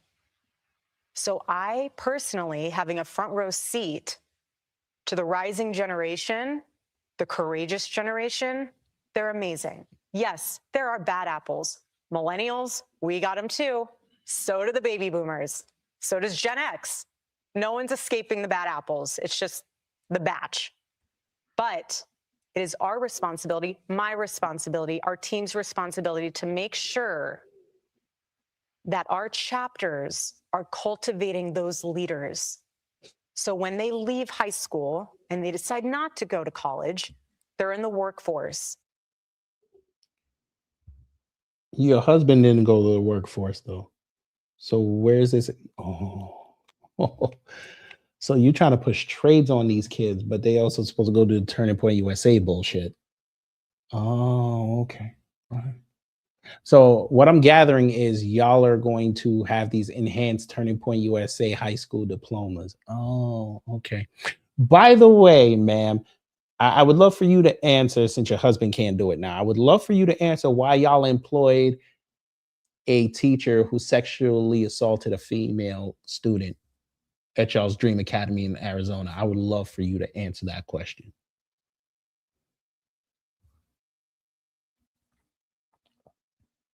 I think the people would like to know that. Being incredible people and incredible leaders. They might not be influencers. Not everyone's meant to. Everyone plays a very specific role. Look at this loser. But they'll be someone in something very important, and they'll plant seeds. And that's all you have to do is plant the seed. And then let truth grow from there. But thank you again for the time that you spent with my husband on that final conversation. It meant a lot to him. It means a lot to me to be able to have that to show my babies one day. Thanks, Rob. Coming up, should women focus on their careers or building their families? We'll ask Erika Kirk, which She's about to wait. You're about to ask her a feminism question? Oh shit! she believes as a mom and now as a CEO.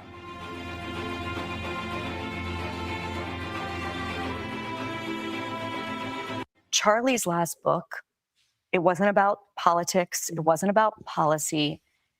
It was about the Jewish Sabbath, which he kept for 25 hours, starting sundown on Friday night through sundown on Saturday night.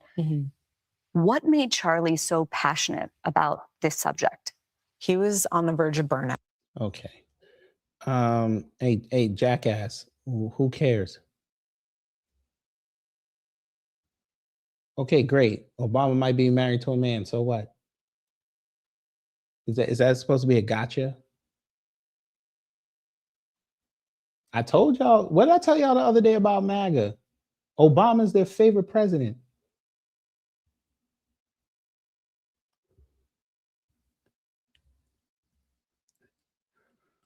Why are you bringing up Obama?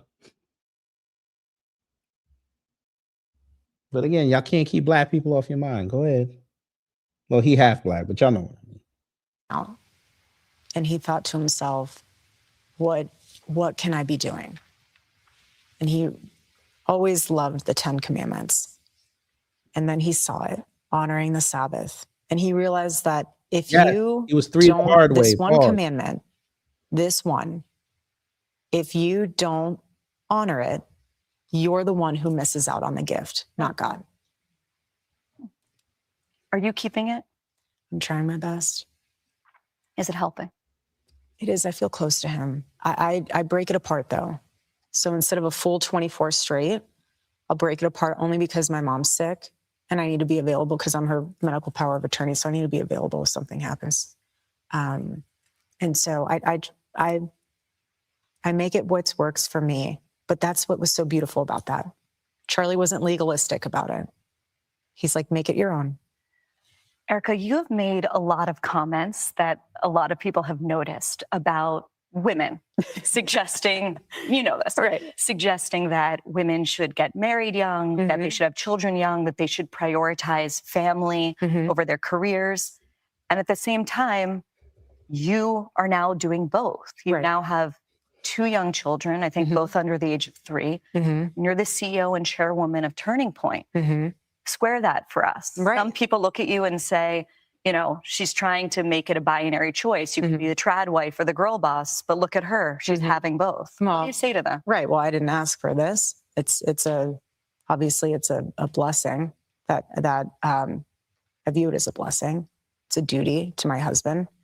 But I was very happy being a stay-at-home mom. There's nothing wrong with being a mother. There's actually more beautiful and emotional and powerful job title, if you will, being a mother.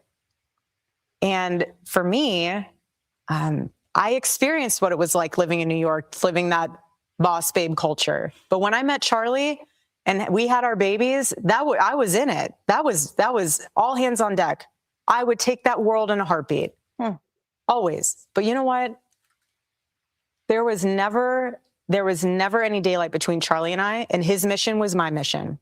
So stepping into this role is not so much a job title. This is not a 9-to-5 for me. This is something that I'm very passionate about because it's still a remaining breathing version of my husband, this Turning Point USA. So this organization is not just a company to me. And the staff and employees are not staff and employees, they're family. And so for me, it's a lot different and a lot deeper than a career. This is very personal. But yes, it is hard. But at the same day, it takes a village. And I have one heck of a village. We have a woman here that has... You also have a taste for $10,000 plates.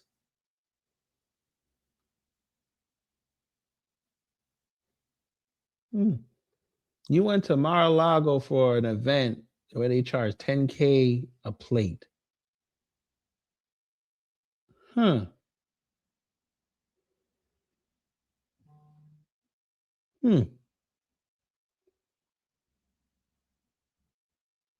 mean, get it if you can get it. But we know that chicken was dry. Is a question perfectly calibrated to this part of our conversation. I want to hand it over to Isabella Reggi. Thank you. And Erika, you and your family are in my prayers. Thank you. I'm a 26-year-old Christian woman living in New York City. I noticed too, and y'all gonna see this later, they didn't ask one black person to speak since he loved black people so much, according to her. like to stay here long term, but I wonder whether it's sustainable. Do you believe there's a place for women like myself in modern cities who care about having a career, but also marrying a like-minded Christian conservative man? Well, yeah. It's What kind of dumbass question is that? She lives literally outside of Phoenix. Oh, Jesus Christ. So where you gonna go, man? Where you gonna go? Please tell us where these conservative towns are. Where are they, sir? Where are they, man? Tell us, because there must be some list that we're not seeing of these conservative towns where everybody's walking around like Desperate Housewives and Seventh Heaven mixed. Come on now. Where is this?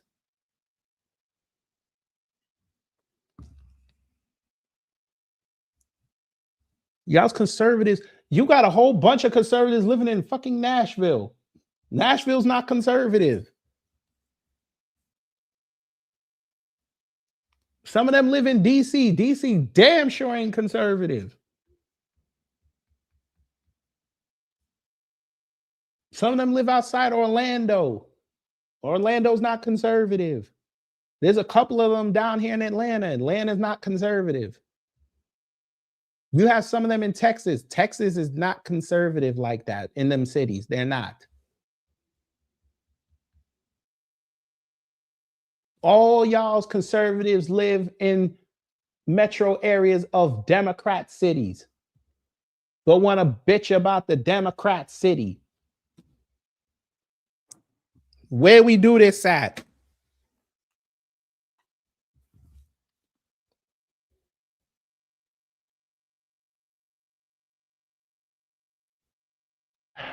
Get to work! But we keep forgetting that they're actually liberals. So it just depends on where you're looking. You know, if you're on the apps, I don't know if you're on the apps. I don't know. Oh, shit. What Christian is promoting apps?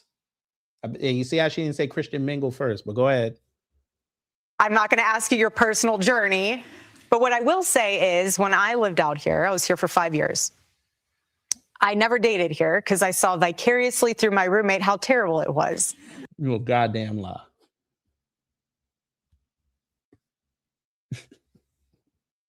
Somehow getting drinks was the replacement of having coffee and breakfast. I personally would rather have coffee or brunch with someone than going. I don't drink. I find it unproductive, not because I'm holier than whatever. I just don't operate that way.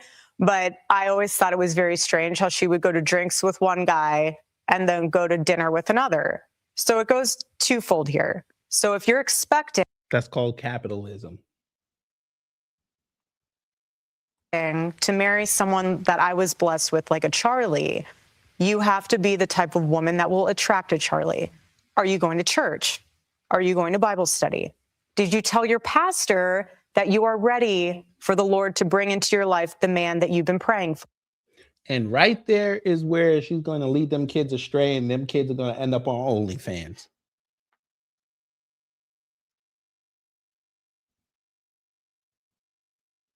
You gonna go to a pastor? A pastor. Okay. Pastor. Or you yourself need to be prepared for that man, and only you will know how to do that. Does that mean staying out and going out with the girls? I'm not saying you sit on your couch and all of a sudden he's going to knock on your door and be like, honey, let's rendezvous. Like, that's not how it happens. Then Lifetime and been lying all these years, right? By the way, screenshot. It's not. Granted, my situation was a little different. I wouldn't do it. You went to a job, literally. So this is how good the. There was a reason why I brought up pastor, since she wants this girl to find somebody like Charlie. I don't think she would want to have a man brought to her through a pastor like Charlie had. You know, let me go here. There's a growing concern. Do y'all see that name?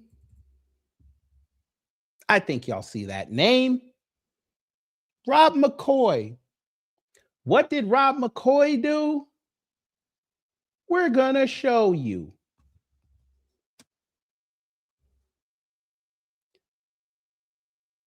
Rob McCoy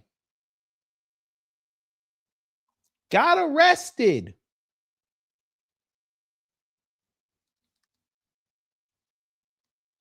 Rob McCoy and his kid talking about some, oh,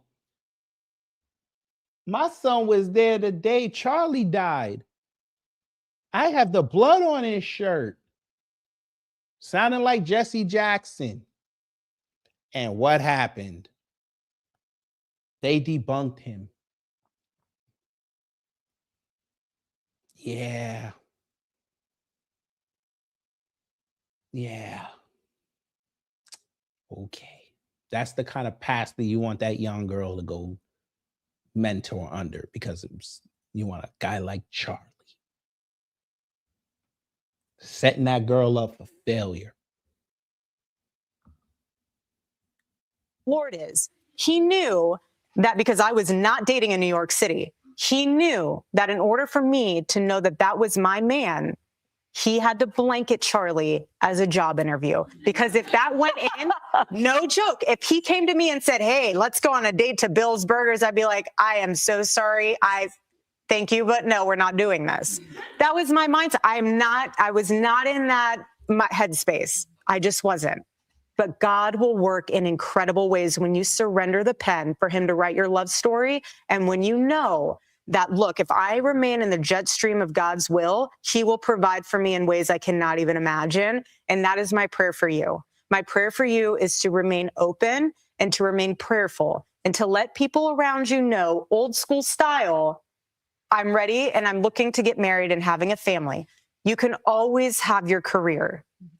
Being able to have a family truly is a very limited, short window. You can start your career.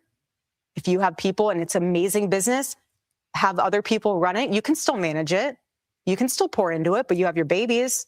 And then once your babies are grown and the nest is empty, go back to your career. There's nothing wrong with that. If you don't have a career, you have your babies, the Lord's going to inspire something inside of you that you're like, you know what? There's a problem. I have a solution. How many baby companies have been born out of moms? You know, like the little carrier seat or a stroller or something. We live for that carrier seat. Right. 100%. I'm not trying to plug them for like something. So I'm just trying not to even say the name, but you understand my sentiment is that there's something really special and beautiful about making sure that you are the woman that your future husband deserves and vice versa.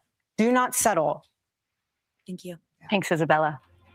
Up next, the emotional moment that Erika Kirk forgave her husband's.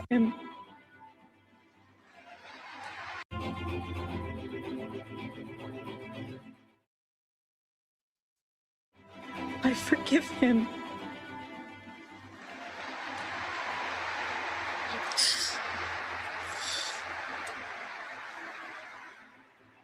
I forgive him because it was what Christ did and is what Charlie would do. Erika, that moment that we just watched was unforgettable. I was one of millions of people across the world that watched you get up on that stage and forgive the man who murdered your husband. And I think a lot of people looked at it and thought, this is incomprehensible. It's almost baffling. And I want you to speak to those who are unable to understand, really, that act of grace. How is it possible that you can forgive the person that murdered your husband? I'm not forgetting what he did. I'm not condoning what he did. What he did is sick and evil. So sick and evil. Mm-hmm. What I am doing is releasing myself from the enemy's hands where he could have a foothold in me and he could be able to just, like I said earlier, you have a choice. Am I going to take that moment? And I will never say anything I don't mean. I really prayed on that moment. That was a game time decision. I'll never say what I don't mean. But am I going to take that moment to say, rally the troops, burn the city down, march in the streets? Or am I going to take that moment and unleash something like we talked about, even greater, more powerful, and say, it's a revival? And let that unleash and let the Lord use it in ways that no one else could have ever imagined. If you were to meet the man, I won't name him again, accused of murdering your husband, do you know what you would say to him? Nothing. You would say nothing. I have nothing to say to you. Nothing. Is there a difference, Erika, between forgiving someone in a religious and spiritual sense, but also wanting justice for them here on earth? Oh, of course. But we serve a just God. And I rest easy in knowing that he's sovereign, but he's just. And so let the Lord handle that. I want to bring in our final audience question for tonight. I want to turn it over to Joe Lavoie. Hi, thank you. Your faith in this process has been inspiring, and that inspires this question. How are you able to trust God amidst unfair and immense suffering? Woo! One of my favorite books in the Bible is the book of Job. And what's so powerful about that book is that you read it and you go along and you say, how could bad things happen to good people? But what happens at the end of that book? God does restore. He does, even more so than Job had prior. But when did that happen? It happened when Job prayed for his friends. Even though they were against him, even though there was all this drama, he prayed for his friends. You can call them enemies. That's not saying, oh, Lord, my enemies, no. There's boldness in being able to say, Lord, do what only you can do. And the Lord restored what Job had lost. That's how. We'll be right back.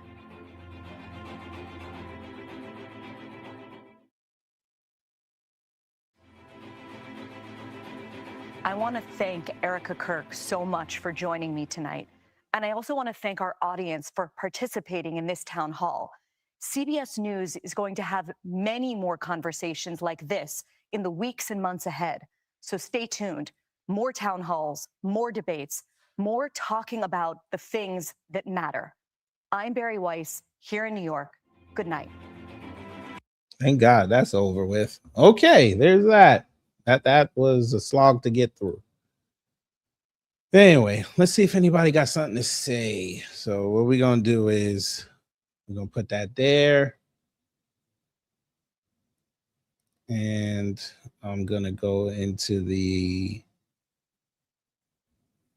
Candace Owens stuff now. Let's hear what she said. Now, her shit was like 40 minutes. I ain't finna listen to 40 minutes. I just want to get the real flavor of what it is. So we gonna skip a little bit. No, we're not. Fuck that. Let me see. Let's begin. You know, let me go here. There's a growing concern in. All right. So make this fast so we could listen to what's her name. You guys are absolutely crazy. Hello. I was about to fall asleep. I'm sorry. I didn't know you was about to play the ball. I was about to fall asleep listening to that bitch. That irritated me when she said something about millennials. Don't do that, man. I don't want to be associated as a millennial with you. Please don't ever associate yourself and me as millennials. Don't do that. You don't do that. Tommy Lahren don't do that. Please don't. I almost fell asleep because she's boring as hell. And within a year, ain't nobody gonna like this woman. You know that, right? Mm-hmm. Cause God knows she is boring as hell. She's Don't gonna be answer fun this weekend. questions. She's gonna be fun this weekend. Oh, that's right, AmFest. Oof. Oh yeah. Oh, where is AmFest in Florida? No, Phoenix. Ah, Phoenix. That Grinder app from LA and Vegas, yeah, because Vegas is a 4 hour drive, I think, from LA and Vegas, if I'm not mistaken. Don't quote me on that, but yeah, that Grinder app about to go crazy. But yeah, let me get off. Pause. All right, let's see what Candace said. Go ahead, Candy. Burn it down, Candy.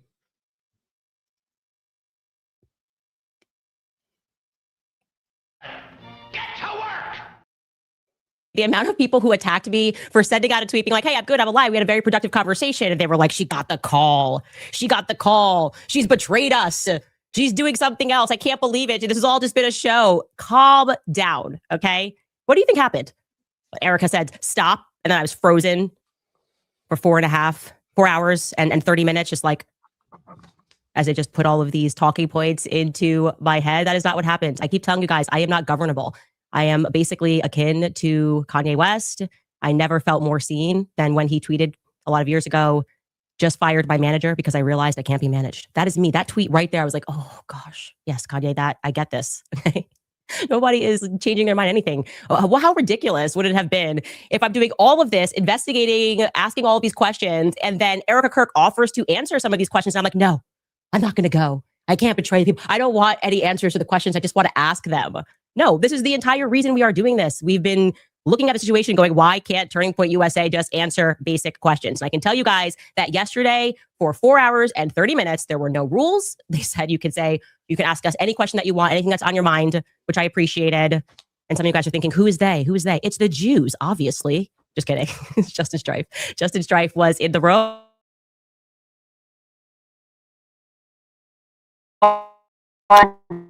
Joined me just for the beginning portion of the conversation because he had that thing going on. I told you he was in a conference. And then I brought my cousin Mia, the one that has a really bad attitude. I just bring her there for vibes and just confuses people. They're like, I don't understand. What's this? She must have listened to what I said the other day when I said you better bring people with you before you get jumped. Okay, go ahead. Person doing here. And the reality is she's like always just listening to Cardi B music. But she's my cousin and I always have her around. And so that was it. She was kind of sitting a little bit away, but at the table, it was really just the four of us until George left. And I will be honest, I did not know what to expect going into the room. I did not know if they were going to be open. I didn't know what Erika's energy was going to be like, if it was going to be more of an argument, if there was going to be legal threats. You guys were telling me not to drink water, so I didn't drink water. Well, I brought my own water, but I didn't drink that water too. It was a lot. There's a lot going on, okay? And the conversation.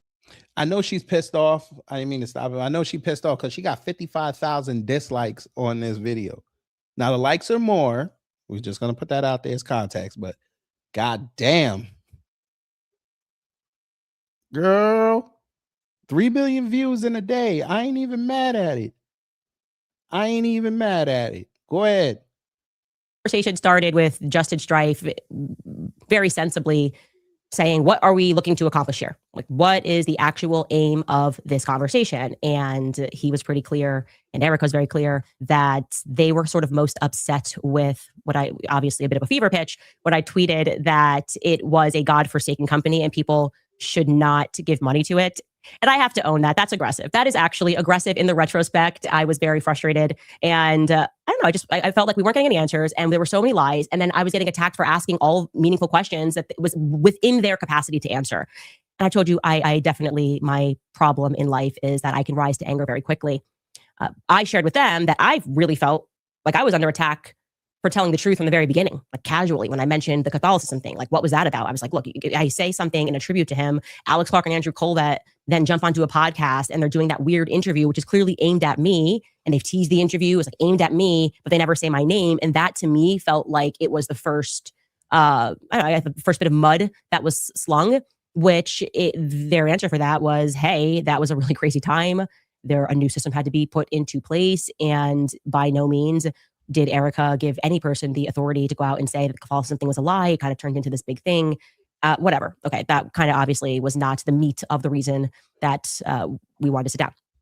I will say I was immediately refreshed by the fact that one of the first things that Erika did was she owned the lies, or rather, I guess they would cage it as miscommunications that were coming from various people at the company. Like, look, this is a company with 650 people that are employed, everybody at this time is exceedingly emotional, and they are communicating. And no matter what somebody says on Twitter, they assume that this communication has come down from management, and that's not always the circumstance. But they owned right away, which felt great, that if you guys recall, Erika sat down with Glenn Beck. I actually missed this portion because I didn't get to watch the interview in its entirety, and we were pulling clips because a lot was coming out very quickly. But there was a portion that was going around that was viral, and it was Erika saying that she had Charlie's phone and that Charlie never texted anybody the night before saying that he thought that they were going to kill him. And that obviously reflected poorly on me because I was the one who said that he did, in fact, text multiple people the night before.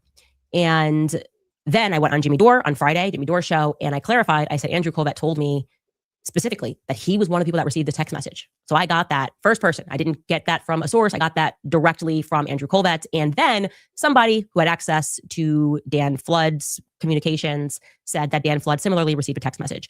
They owned that right away and explained. Erika said that she has Charlie's phone. She's looking at his iMessages. And it turns out that he, like everybody else, communicates on Signal. He communicates on Telegram. And that those when she heard me say that, they then went and looked, and yes, that what I said was true.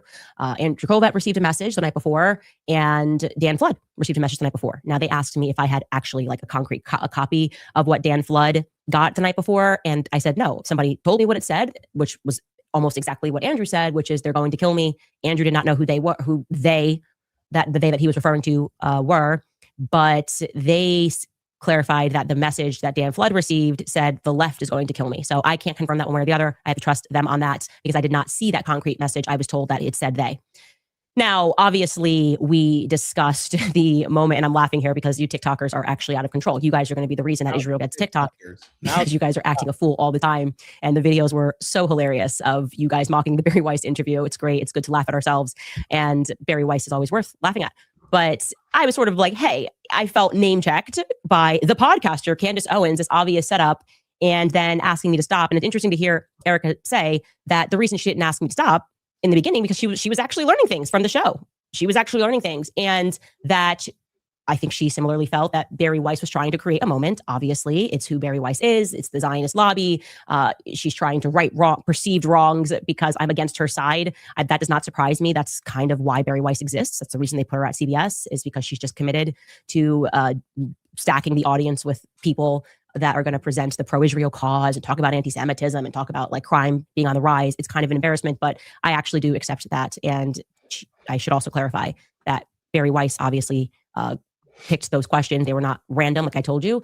It wasn't like people were coming to the mic and it was an open mic and they didn't know what they were going to get. It was all very much planned by Barry. But Erika said that she knew the general idea, like they were going to mention me and mention the conspiracies, but she was not given that specific, the podcaster, Candace Owens, question. So I think that's fair to clear that up. Now, I did not at all recant any of my suspicions, and I understand people disagree with me about particular people at Turning Point USA. I communicated what I communicated in front of the whole world. My skin crawled after I spoke to Terrell Farnsworth, the person who took the cameras down. He lied to me several times. I explained to them, which felt good to have that direct communication, how Terrell lied multiple times, and that I did not understand why he was there that day. They echoed what he said. They defended what he said, that they were trying something new that day, that they typically live stream, which is what Terrell said. They typically live stream, and I said every college event. Well, they said, well, yeah, they live stream the events that are tour stops, but they don't live stream like the outside prove me wrong type events. And that was something that was new and it required Terrell. And I said, even if that was all real, if that was all true, I still didn't feel good about the conversation that I had with Terrell, and I can't ignore my gut about the many little lies that he told. I thought the video he recorded was weird. I know he comes from a very powerful family. I just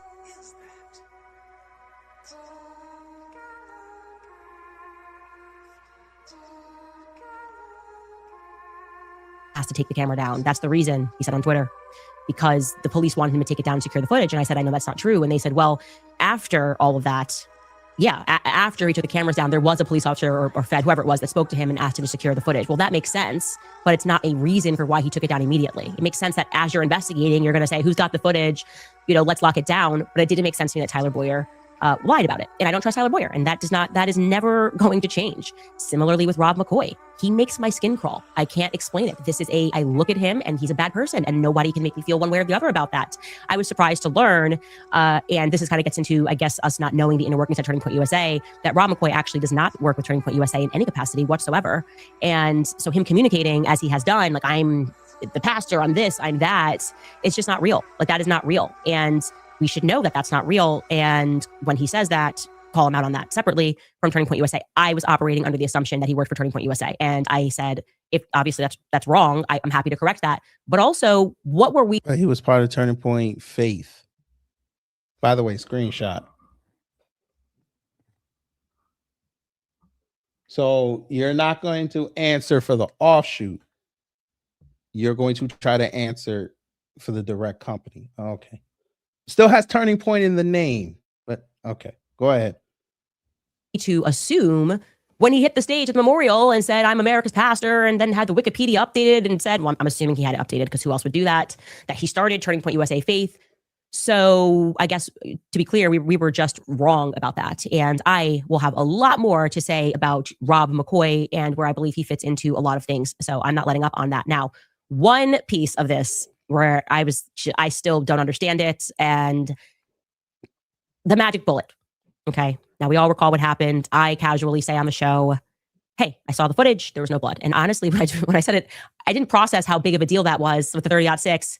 Very quickly, what happens is Andrew Colvett whips up this tweet about what happened with the bullet. And he said he wanted to address all the discussion that was being had about the online chatter. I'm obviously paraphrasing here.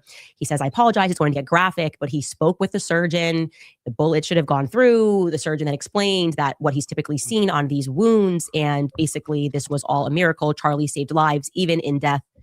And the internet clocked it, this miracle, the healthy bone. His bone was so healthy and the density was so impressive. Like, this is a quote, by the way. His bone was so healthy. I want to read it. This is allegedly from a surgeon. Quote, his bone was so healthy and the density was so impressive that he's like the man of steel. It should have gone through and through. It likely would have killed those standing behind him too. And we were just like, eek. That kind of was like the beginning of the WTF, right? I feel like that was kind of the beginning of it. And immediately people in the comments responded to Andrew, and this individual said, this post is so fake as it would violate HIPAA. Like, there's patient privacy. You can't just call up the surgeon. And then Andrew Colvett replies and says, rest assured, I would not have posted without full permission. Now, he said he spoke to the surgeon, and they confirmed that Andrew spoke to the surgeon, but that they did not know that he was going to write that tweet. They did not know that he called up the surgeon. So like, it very much came across to be like Andrew was just flying by the seat of his pants. I don't know. Like, he was just flying dark on. And I was like, that seems very strange to me, because why would a surgeon do that? Like, the first thing the surgeon should say is, I can't speak to you. I don't even know, in theory, Andrew wasn't even there when Charlie died. I don't even know why the surgeon even knows this guy, actually. Maybe he hung around after, but Andrew was not one of the people that got to the hospital or anything like that. So this is quite literally the PR guy who's calling the surgeon. And so that just seems very inappropriate for a person to do, period. And I would say it was kind of the beginning, but that was what I got from that. Now, obviously, we discussed the security. I brought up Brian Harpole, this interview with Sean Ryan, and I think we can believe Turning Point when they say that they did not approve of this. They had no idea who's going on Sean Ryan. I think that's pretty clear. I don't believe he works there anymore.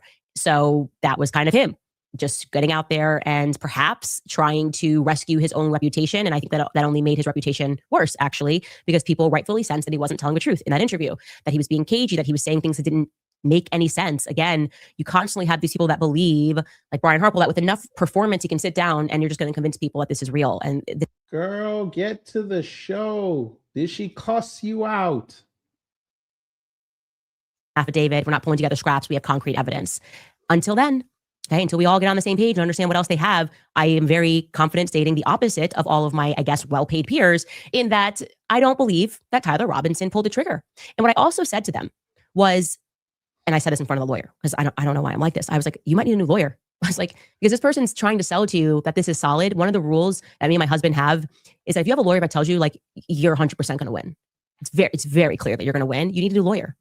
Okay, that's a cheerleader. That's not a lawyer. A lawyer, even if you should 100% win, should be telling you the risks here. I feel good about this case. Like, let me talk real to you. I feel good about this case, but here's where things could go wrong. I want you to understand those risks that are involved. We don't have this yet. We don't have that yet. And especially given what I told them, which is your lawyers, or the investigators rather, not their lawyers, because they're not the ones investigating. It's the state of Utah that's investigating. They have not called the one solitary person, as I told you guys, who filmed as he was on the roof. Remember the guy that's like, oh, there's somebody on the roof, and he sees him crouched down. I said, I spoke to that person, and his testimony would be devastating to your prosecution.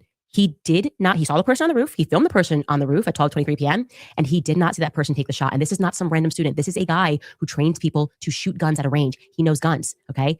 He said what he saw was a smaller gun. He said, Jesus Christ. So she's almost like, I'm bored. I want to know if she cussed you out. You talking about white boys and all these other things. Yeah, I'm done. Shit. I tried, fam. I can't do it. The chick is not, she's not engaging. She used to be engaging and we could sit here and just critique the whole thing. She might need Piers Morgan. I think so. And apparently, let me check that real fast. Because remember, Piers said that he was supposed to talk to her this week. Let me check. Maybe they talked already. Let me look. She did.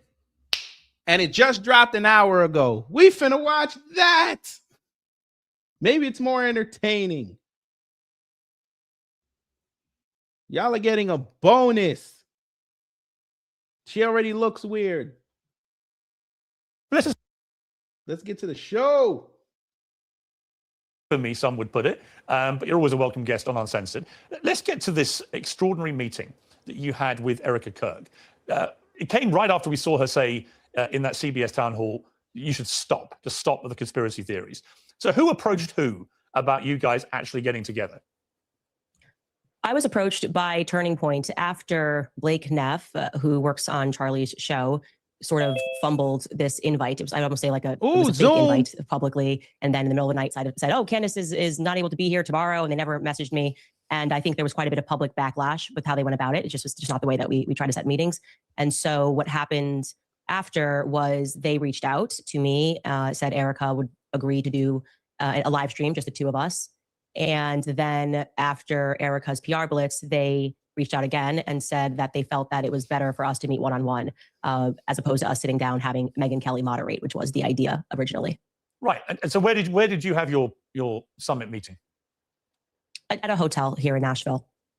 And a lot of your, as you know, a lot of your supporters, fans of your show, think that you may have been lured into a trap.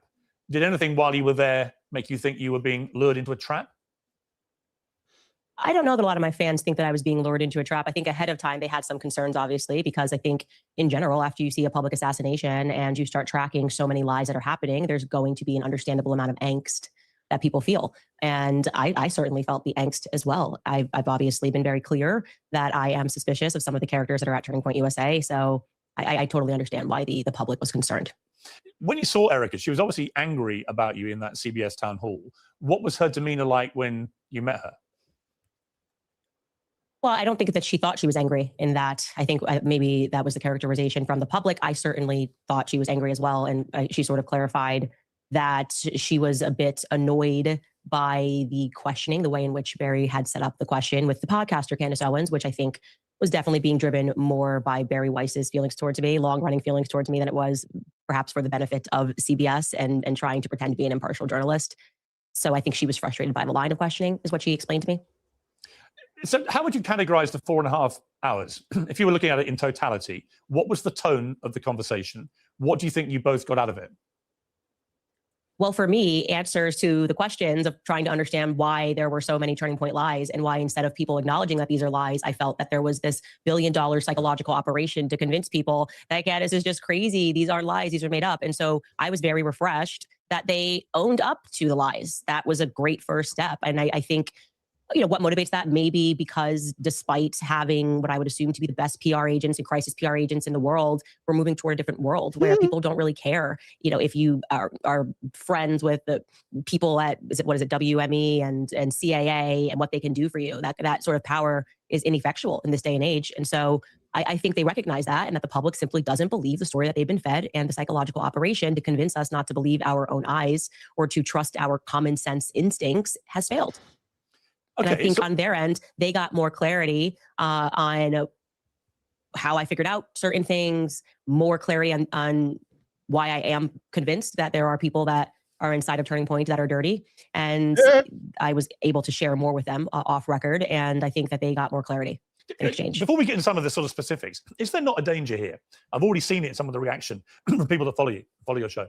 Is there not a danger that in seeking to be the one that exposes the truth, And I don't know the truth about what happened to Charlie Kirk. I work on the assumption that this lone, twisted, weirdo Tyler Robinson killed him for whatever reason, and I suspect personally that is how this will play out. However, I have an open mind in the sense that we still don't really know what happened with President Kennedy's assassination. I found the attempted assassination of Donald Trump very odd in the way that's been handled by the authorities and so on. I'm not naive. As a journalist of 40 years, I'm not naive enough to say every single thing you've been saying is obviously baloney, because I don't know.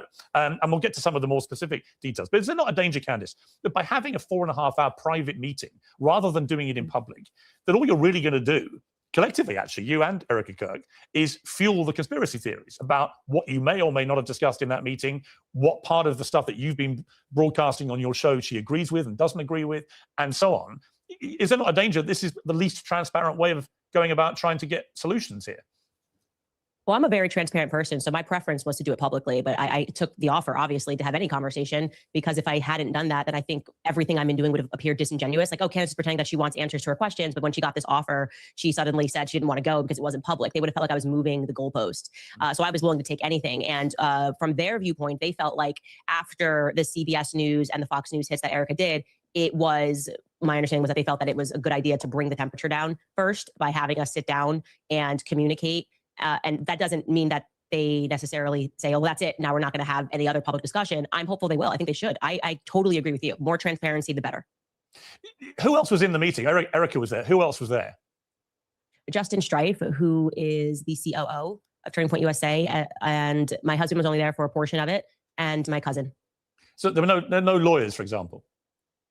No lawyers. But they did phone their lawyer because I asked the question. I was like, look, I'm open to being wrong, obviously. If there is something, which I think the media was kind of hinting at, that they had more, but they couldn't share it with the public, I said, I'm happy to keep my mouth shut. And I want to feel good walking out of here that there is something there. There is some sort of a smoking gun. And I will tell viewers just to be patient. And so they did call one of the lawyers working on this case, and it was not convincing at all. He said, in effect, all we have is what the public has seen.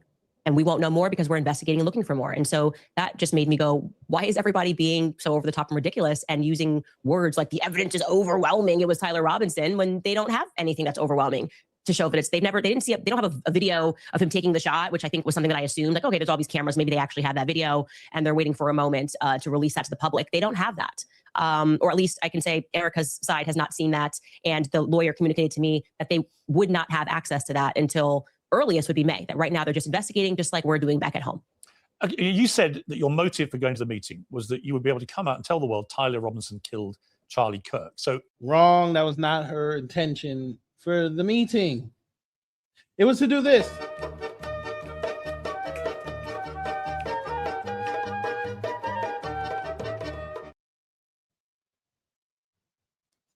That's your girl.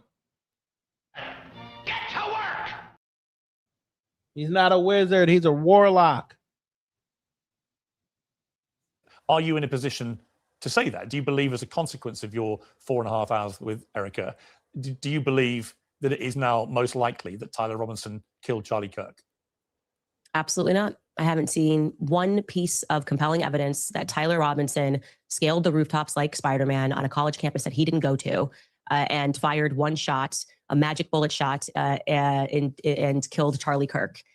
I have not seen one piece of compelling evidence. In fact, I've seen more compelling evidence to the contrary. You've seen their vibrant.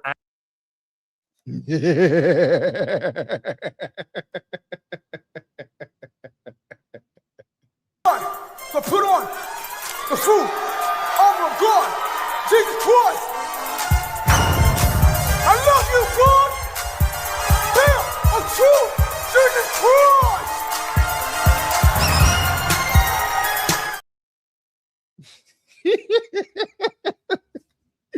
Oh, politics are so much fun.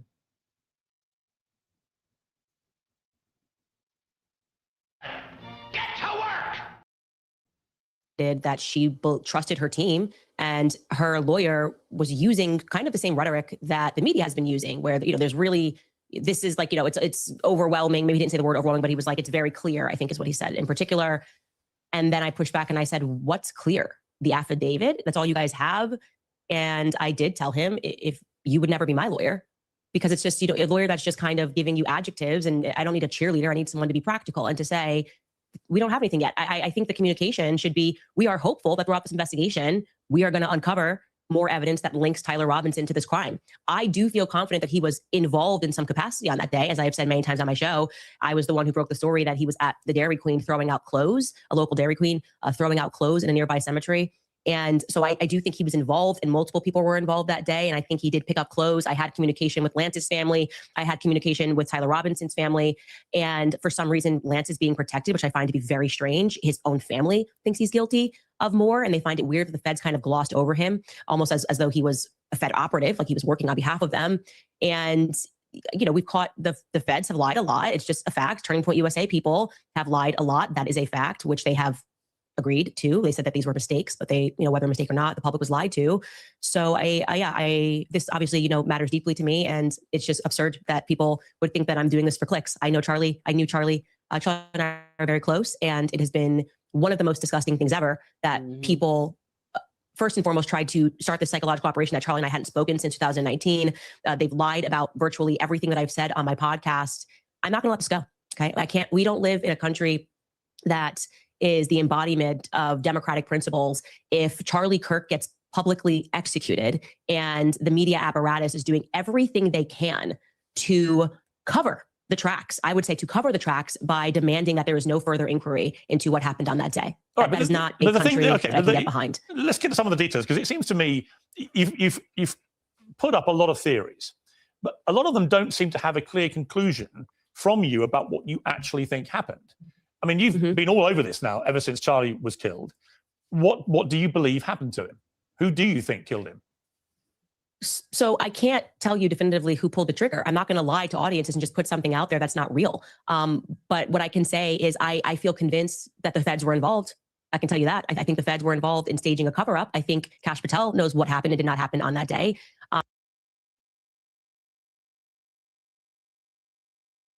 Ooh. So she's now name dropping Kash Patel. I prayed for this and it happened.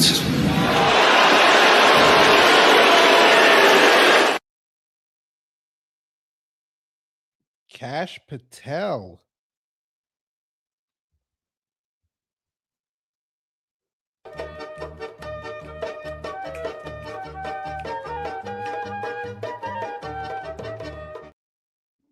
By the way, screenshot number 2 for her. That's crazy look. I am convinced by me being told by people that are feds that he is not acting right and that he is not wanting to share any information. Just a couple of people are allowed to even see anything. A fed told me that they can't even touch the Charlie Kirk file without risk of being fired, and that he's grown increasingly mad. The U.S. Marshals that were there when they were doing the quote unquote manhunt for 33 hours said that Kash Patel effectively sent them on a wild goose chase, which is what was signaled to the public when he said, we got him, and it was actually the wrong person. And so it caused people to stop looking because they were convinced they had the shooter. They felt that that was in order to allow the real perpetrators of the crimes to get away. No, but that could just be the fog of the immediacy of these things. We've seen it at Brown University. Exactly the same thing. They thought they had the killer. They thought they had the killer. It turned out to be the wrong person. Right? It doesn't mean there's any great conspiracy by the feds to cover anything up. And again, even if what you're saying is true, I don't know. Maybe you're right. If what you're saying is true, what is it they're covering up? You've so far intimated or inferred something weird involving Egyptian planes. So, what's that about? You've inferred perhaps Israeli involvement in some way. You've certainly inferred a lot of Turning Point USA involvement. That's a lot of people getting involved here in the murder of Charlie Kirk potentially. But what I'm really curious about is, given you've been all over all this and you've been airing all these theories, well, which one is it? It can't be all of these things. Is it somebody? Well, of course, is it someone at Turning Point USA? I mean, who do you actually believe was behind this? Of course, it can be all of those things. And what's really ironic here is that there's a clip of Charlie in the last months leading up to his death where he speaks about the JFK assassination. And he says that multiple countries were involved, multiple people were involved, the LBJ was involved, the feds were involved. And he's correct. That is what it means when there is a conspiracy. There are multiple people that are involved. Of course, there's not one person on a grassy knoll who shot JFK. Well, it might there are people who had to agree to it. The Dallas police were involved. I'm answering your question. I'm answering your question. You're asking, why aren't you just going to point to one person? That to me, even that seems like a part of telling people not to believe their own gut. Obviously, for this to have been pulled off, there had to have been multiple people involved. There had to have been people at Turning Point that were complicit in having this happen. Now, who knows what their motivations are? Doesn't mean maybe this person's like, hey, I'm going to help you. Hang on. Okay, let me stop you. Hang on. When you say obviously somebody at Turning Point, you are accusing right now people that worked with Charlie Kirk at the company he built, which is now run by his widow. You are directly accusing people in that company of being complicit in his murder, right?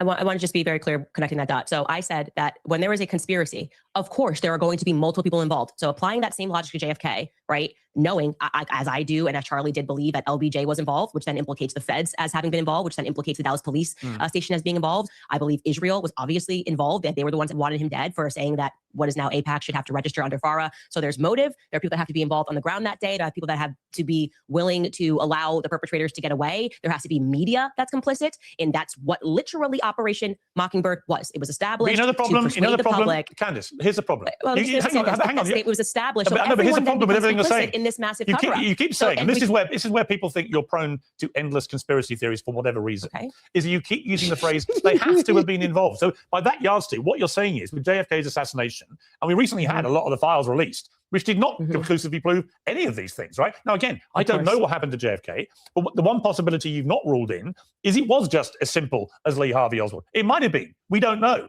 Right, so when you say the media has to have been involved, Lyndon Johnson has to have been. But my problem is you're stating all these things as facts. We can't do 63. So it's such a nonsense to say that it was Lee Harvey Oswald. You don't know that. That's just such a nonsense. Okay, yeah, no, I do know it was not Lee Harvey Oswald acting by himself, and then that required national security to lock down the files. That required the feds to impart, the CIA to impart Operation Mockingbird to convince the public that it was you can't go against. There's a grieving widow. Don't look further into it. Don't believe your own eyes. Let me just say this is your Candace. This is a grand conspiracy that killed JFK. Candace, and I am going to say that confidently. And I just think we have to grow up. We have to grow up. We can't keep pretending Lee Harvey Oswald killed JFK. We can't keep doing that. That is your opinion. Today's show is sponsored by Oxford Natural, makers of the optimum. Don't care. She getting mad, and we about 20 minutes in. Let's get it. Oh, that's a fact. No, it's not a fact. It's a fact. It's not a fact. It's a fact. The whole reason there are still conspiracy theories about JFK's assassination is none of this is a fact. You are floating it as your theory. Because the feds are never going to admit to their own crimes. That's the reason we're still discussing it. That may be the case, but you can't prove that. Yeah, well, I can prove common sense that Lee Harvey Oswald did not stand on a grassy knoll and assassinate a president. And LBJ, like Charlie says in that clip, which people should go pursue. Yes, I know Charlie all said of the that. weird things that happened that day that were unusual, and LBJ decided not to ride that day. And then suddenly he reversed course on all of JFK's policies, and he was fighting AIPAC. Israel killed JFK. Now, going back to your point about Turning Point USA and the ridiculous idea that implicating, this is a $100 million organization. Common sense, if this was not even a high-profile political assassination, and this was just a guy who worked at a company that was $100 million, right? Common sense inquiry is, was there a financial motive for this person to be dead? Okay. This is like Sherlock Holmes 101. And this is what I mean when I say that the public no longer trusts the media because you're acting us to be stupid. And we don't want to do that. We actually don't want to pretend that we're clinical idiots who can't assess things and go, oh, there could be a massive motive here to have Charlie dead, especially when it seems very strange that Bibi Netanyahu, when nobody even had a clue of what happened, this guy's doing the rounds on Fox News and saying, I didn't kill Charlie Kirk. That's kind of weird. Did you feel compelled to jump on to Piers Morgan's show and say, just so everybody knows, I didn't kill Charlie Kirk? Why would he say that? Why was he so involved that somebody's fighting a 97,000 front war? Candace, I want to get to the reality of what you're actually saying. So when you say that somebody at Turning Point USA, Charlie's company, was complicit in his murder, who was? I believe that there were multiple people at Turning Point who are, as I have said many times, my exact words are, they are engaged in a cover-up of what happened to Charlie on that day. No, but who was involved in his murder? Ooh, here we go. I didn't say they murdered Charlie. You said that people at Turning Point were complicit in his murder. No, my exact sentence that I said was that there were people at Turning Point who are engaged in a cover-up. No, you didn't. I believe that thoroughly. Candace, you didn't say that. You said literally. I did say that on my entire show. You said there were people at Turning Point complicit in his murder. Okay. That's what you said. When you and I were discussing, that's why I said, let's go back. I was applying the logic of a conspiracy to JFK. I said, okay, JFK, you have people that are complicit. Of course, if you apply that logic, if there is a conspiracy, there's going to be multiple people that are going to be complicit by the time, in order for a large stage murder to happen. You specifically said, you didn't say complicit in a cover-up. You said complicit in the murder.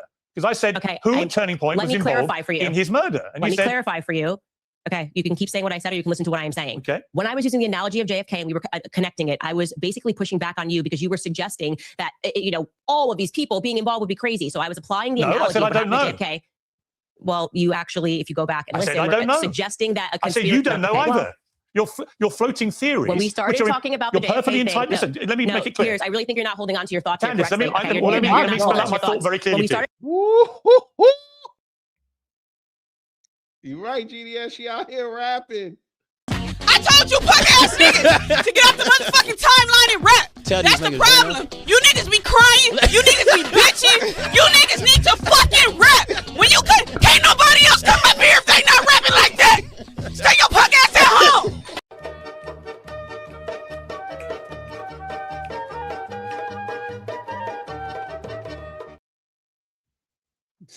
She rapping.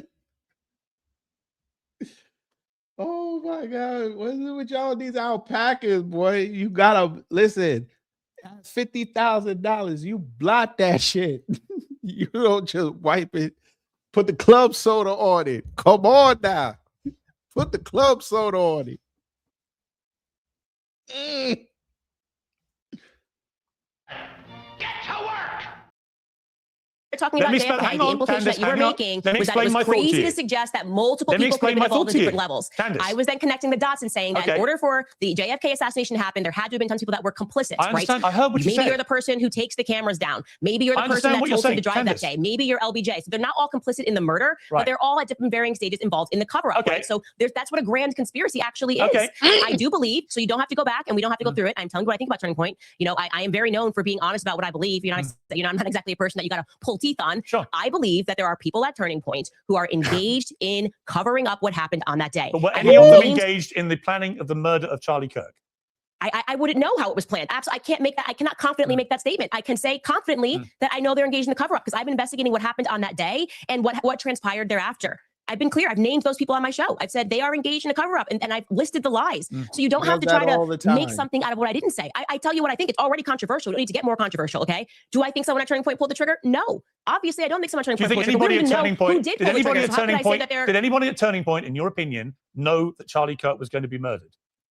There is specifically 2 people at Turning Point USA, and I have communicated that information to Erika and Justin Strife, that I would not be surprised if they had foreknowledge of Charlie Kirk being assassinated. But do you have any evidence? I'm not going to name. I am not going to name those people, okay? Because it's not right for me to name those people until I know for a fact that they did. Did you give the names to? She said she got receipts.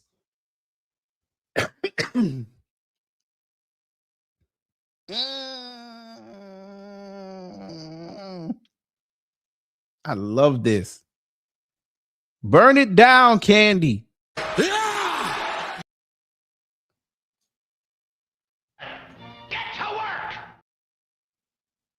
Did you give the names to Erika? Yes.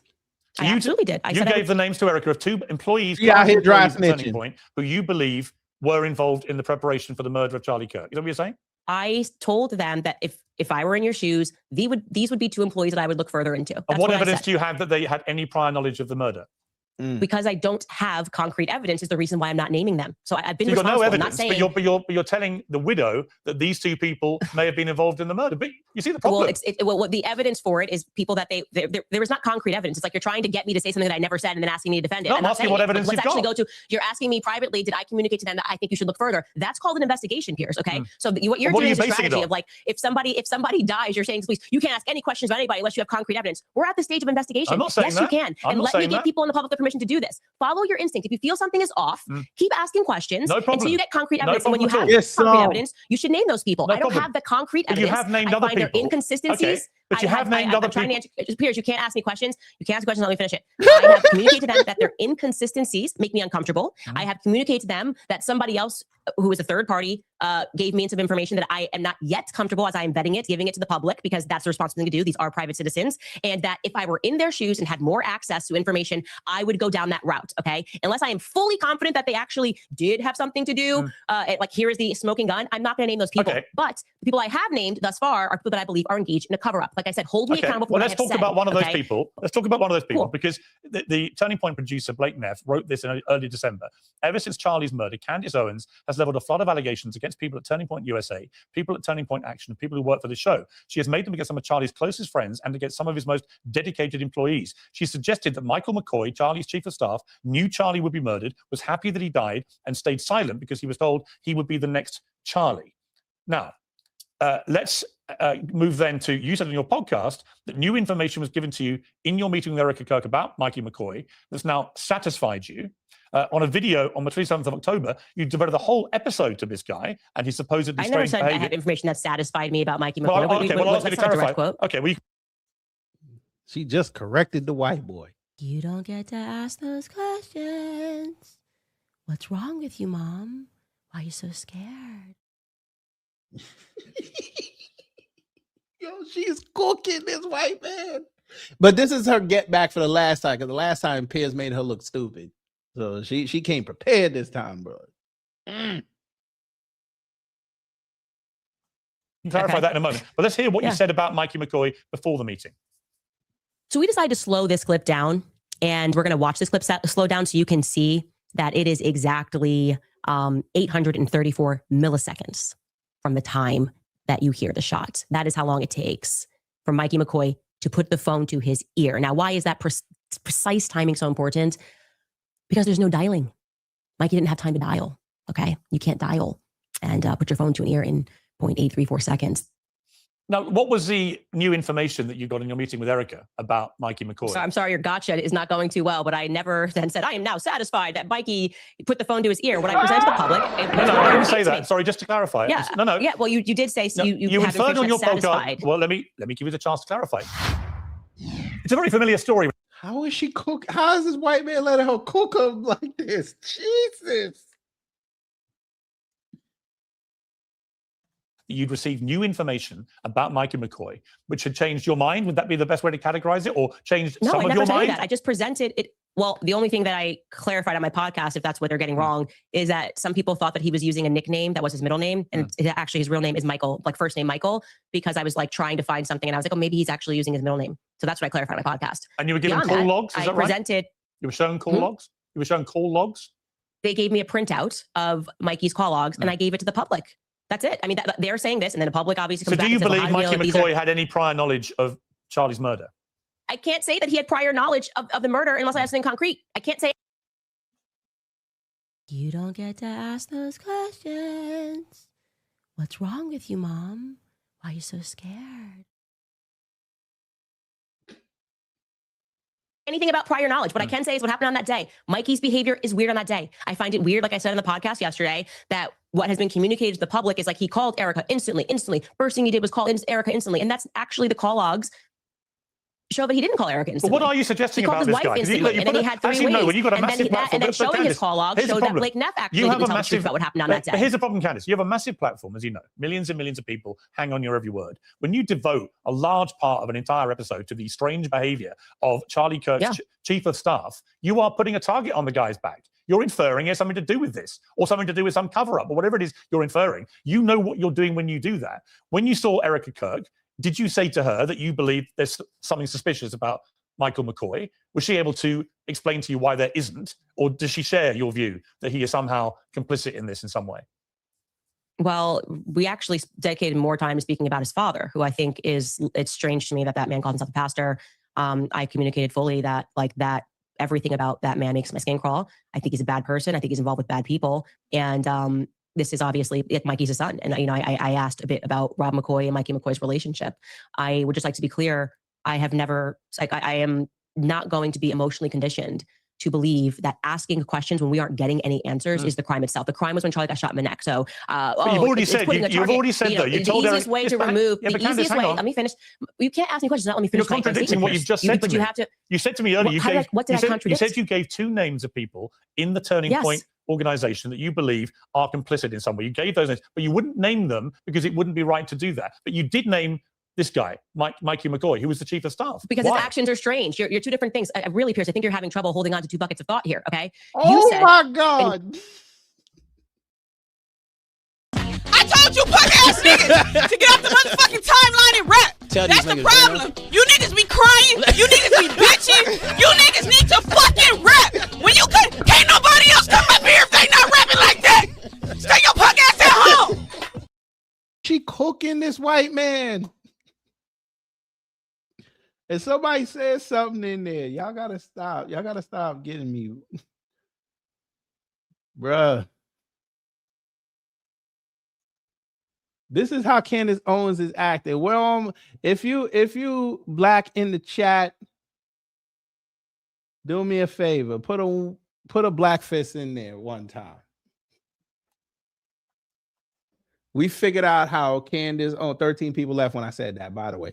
But I think I found the perfect metaphor for Candace Owens, what she's doing to this man right now. This is crazy. By the way, I know it's been a while, but how y'all doing today? I always forget to ask that.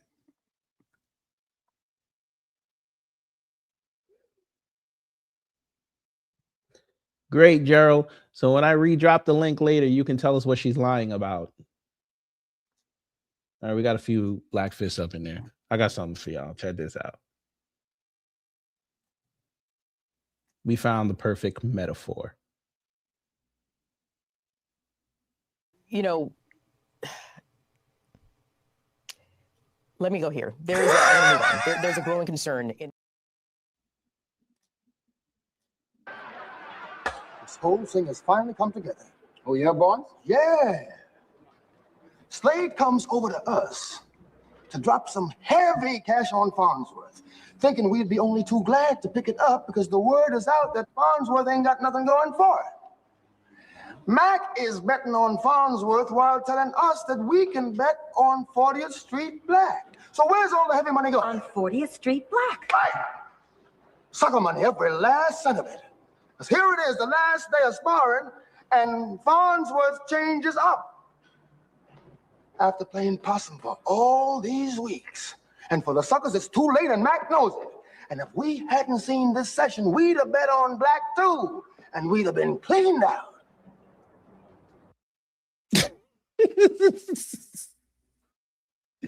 Bruh, this chick is working. I ain't gonna hold you. This chick is working the right so well. I ain't never seen nothing like this. How do y'all fall for this? And y'all out there putting out tweets and y'all doing videos on this. I'm just over here reacting and laughing. She is cooking this white man. That wasn't the point, Ken. That was not for them to go out there and work their shit out. That was them to go out there and say how much money they can make off of this.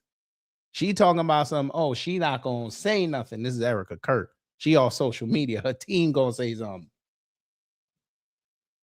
Candace Owens is making hella money off of this. Because she knows them right-wingers are dumb. The left really don't care. The left had already moved on from Charlie Kirk. They over there thinking about the midterms. The right is worried about what Candace Owens is saying. Remember, I don't know if you know this, but last week she said, I don't give a F about y'all's midterms. Them motherfuckers lost their mind when she said that. 3.6 million views in a day? Come on now. Hella money. Very serious allegation. I gave them names of people that would not surprise me if they did have foreknowledge of Charlie Kirk's murder. You are now shifting gears and you're asking me about Mikey McCoy and why I am raising red flags about his behavior on that day. Because I believe his behavior on that day was weird. I think it's painfully obvious. So do you believe he's I don't know people that don't duck when a shot comes down. Complicit? So I'm pointing. I'm sorry that I have eyes, and I am agreeing with the public that Mikey McCoy's behavior was weird on that day. Okay, these are two different things. Now, if I'm going to make the an assertion that somebody had something to do with planning this murder, I better be damn sure. And I need, if I say that on my podcast, right? That's all I'm saying. I had never made that claim that Mikey McCoy planned Charlie Kirk's assassination. No, I think like a lot of the claims you're making it's difficult. The first part of what you said was correct. The second part is not because leftists were watching her. That's not how she grew. She grew because she left a Daily Wire. That's how she grew. She had a big upflow because this was an old channel, already had 1 million subscribers. Over 1 million, I should say. Then it started dipping. Then the Macron stuff came up. It went back up. Then it started dipping. She did the USS Liberty stuff. It went back up. Then it started dipping again. Then more of the Macron stuff started coming out. It went back up. Then it started to taper off. Then Charlie gets killed. Everybody was waiting to see what she said or what she was going to say. Spiked the views. And for the last 3 months between Macron and Charlie, she's grown that channel even more. So it's not because of leftists, because leftists don't give a shit about her. They love to mock her. They're waiting for her to get her wake-up call again. But there you go. To work out what you're actually claiming. You're throwing a lot of mud in the air, including people's names, which immediately then has millions of people chasing after these guys on social media. And I'm sorry they get caught lying. Like, I'm sorry, what is this? This is like the public is not a actually being leftist. abused, okay? Try Let's again. not Are pretend they? that the victim Are they, or do you is just Rob want them to think McCoy. they are? No, the public is being abused because you're basically saying, stop noticing that people at Turning Point USA are lying. No, I'm How not. dare No, I'm Candace not. and the public know? Yes, you are. No. How dare Candace? But when there's an what are you doing? emphatic repudiation of what you're saying. Okay, Gerald. Okay. Since you want to be that guy. Okay. Because I literally went in on Roland Martin yesterday, but that makes me a leftist. Come prove I'm a leftist. This should be fun. How does me saying that Candace Owens is going off make me a leftist? And she's cooking a liberal. Why would I, as a leftist, cheer on Candace Owens cooking Piers Morgan, an admitted liberal? Why would I do that? It's like, do y'all think before you type stuff? What leftist you know shitted on Joe Biden every day of his presidency? What leftist you know do that? What leftist you know shedded on Kamala Harris since 2017? What leftist you know been shitting on Obama since 2011? What leftist you know do that?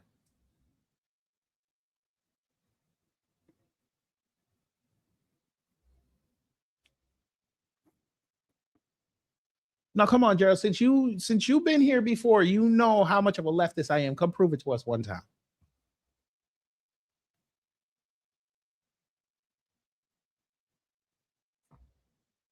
I just shitted on Harry Sisson last night. No, was it last night?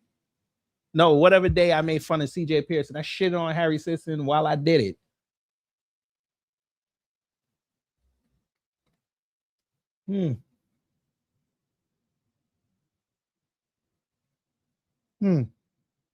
But okay. Figured. If Mikey lies and Rob McCoy lies and Blake Neff lies, and yes, all of these people have lied on record after the assassination. And the public goes, hey, that's kind of a weird lie. You're like, how dare you put a target on their back by noticing that they're lying? I mean, what weird psychological operation is this? Do you believe? Lie. Okay, but do you believe Erika Kirk has been lying about it? Uh-oh. No, I have been explicit on my show when people were saying, why aren't you attacking Erika Kirk? I said, because Erika Kirk has not lied. If to the extent that she lies, I will call it out. And that is why I did call out when she lied. Okay. When she said Charlie Kirk never received any text messages the night before saying that he was worried about that he was going to get murdered tomorrow. I instantly said, well, here we have it. That's a lie. He definitively did send out text messages to both Dan Flood and Andrew Kolba. And we met in person. What did you say, Candace? Your little Caribbean ass? We deal with English. We deal with Outlish. Yeah, because English you speak in, and I speak out. She's cooking this white man. Person, she clarified that, okay, yes, that's real. And we didn't know until you said it because he was using a different app and she was checking his iMessages. So to me, if you lie, you're going to make an enemy of me. Just don't lie. How about that basic requirement to say to people, don't lie about what happened on that day. Don't lie about what you did on that day, because that's the first clue to investigators that person should be looked at further. All Again, right. this is common sense. Okay, let's move to something else Blake Neff said. He said Candace has made other stranger allegations involving French paratroopers in maroon shirts, Egyptian Air Force planes flying out of Provo, Utah, and potential underground assassins traveling through unseen tunnels. At one point in early November, she started wildly throwing suspicion on members of Utah Valley's soccer team for wearing hoodies. I could go on. There's always something new coming up. None of it ever pans out because from the start, there's been nothing there. What do you say to that? He's lying. And that's the reason why Blake Neff is a suspicious character. I mean, him saying that I pointed to a soccer UVU person is complete fiction. I never had discussed that person on my show. Somebody was asking for a clearer photo of the person on X, and I shared it. No suspicion. Never said this person had anything to do with anything. I never covered him as a suspect on my show of anything at all. Didn't ask for more information on this person. That kid instantly responded and said, oh, those are our school colors. And that was it. And Turning Point tried to turn it into a thing. Why are you doing that? Regarding the Egyptian planes, that's a fact. Why are you saying she said that there was a military Egyptian plane on the ground that day? There was. Then back. She told that man. Ha ha. Joke's on you. getting cooked. Piers, you're not looking well. Well, what was that? Sorry, Brienne. She claimed, if we talking about Erika Kirk, she say she had the cell phone, and then the next breath said, "Well, the FBI also had it, so the FBI knows what's on that phone."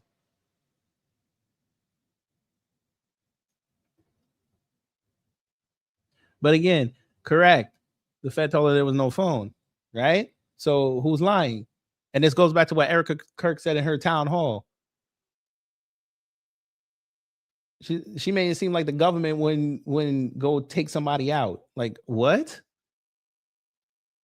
Allegedly tonight, and I'm going to probably cover that as well. They're saying Trump is probably going to announce that he's going to war with Venezuela because he's doing a message to the nation.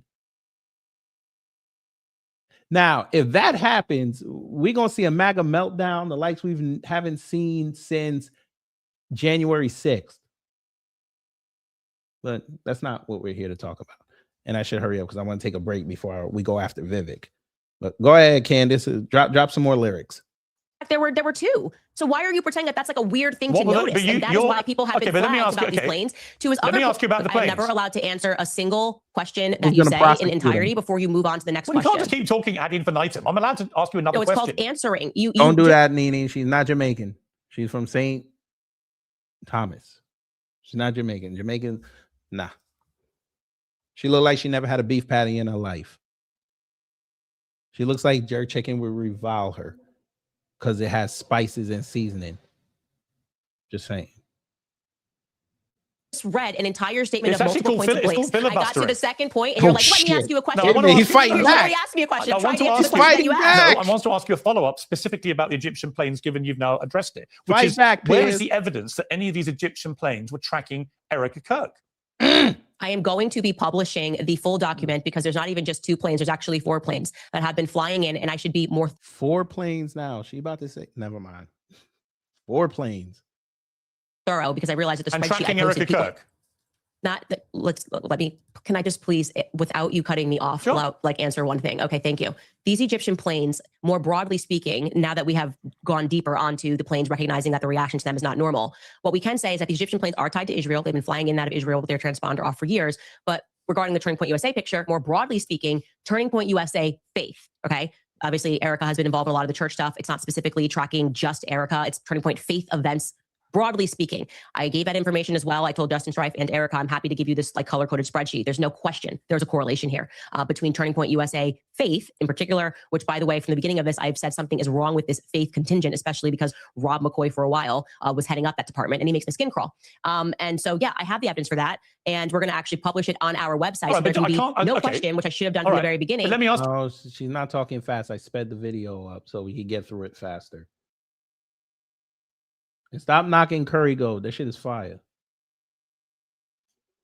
Showing that these planes were tracking Charlie at various times there where Erika is, various times there where Rob McCoy is, but the consistent thread here is faith events like Kingdom to the Capitol tour. Assuming you're right, and I don't know, but I know Erika Kirk, when asked about this, said on CBS, if you want to go through my flight log, go right ahead. It's very boring. You, Candace, say I was here on this date. I have a photo on my phone to prove I was actually in hospital having contractions. So that's one thing she's directly repudiated. But let's assume for a moment you're right, and that all these Egyptian planes were flying around tracking Charlie Kirk and Turning Point, Faith, and Erika Kirk. Why? What is your theory? I don't know. I don't know. But what's your theory? Then? You must have an idea. My theory is that we should investigate everything strange that happened on that day so we can figure out what happened. But are you suggesting that? Are you suggesting why is everybody so? Why are we pretending that we don't know why we ask questions? Like, why? Like, you're a journalist. You know. You're like, what's going on? What's going on? Why do you want to know why these planes were tracking Charlie? Well, my theory is that we are being sold absolute Fed slop. The media is doing their Operation Mockingbird Part 2 scenario by telling us, well, unless you absolutely have a conclusion, you can't even ask the question. Yes, we very well can keep asking consistent questions until we get a clarified explanation for what happened on that day. And right now, ma'am. Okay, I'm about done because I need to take a break. But ma'am, you think the government gonna tell us the truth about what happened with that man if it is indeed their op? Why would they do that?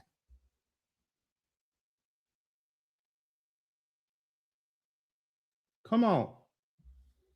Really, let's think like rational human beings. Why would the government admit that they had one of their citizens killed? They saw how y'all reacted when presidents ordered bombings and they bombed American citizens. Y'all saw what happened with Obama. He had to keep answering them questions for months. He's still answering that question today. He went and killed Gaddafi. He's still answering questions about slavery.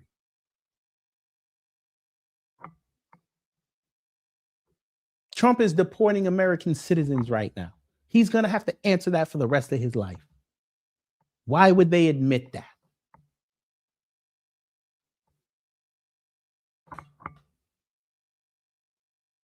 There's been assassinations of people on this country that we don't even know about. They don't care. They're going to do what they do because they know the people are not going to stand up. And by the way, even if you prove it that the government somehow took that man out, do you think the right wing is going to mobilize and go outside? They're not going to do nothing except tweet about it and ask people to lose their jobs. And look here, Cash ain't doing nothing, and they're asking for his head on a spike. So is Pam. You really think that's going to intensify when they find out if what she's saying is true? You think that's going to be a louder call? No.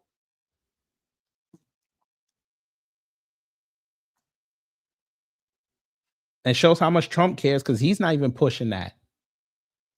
I need to find out what happened to my friend Charlie.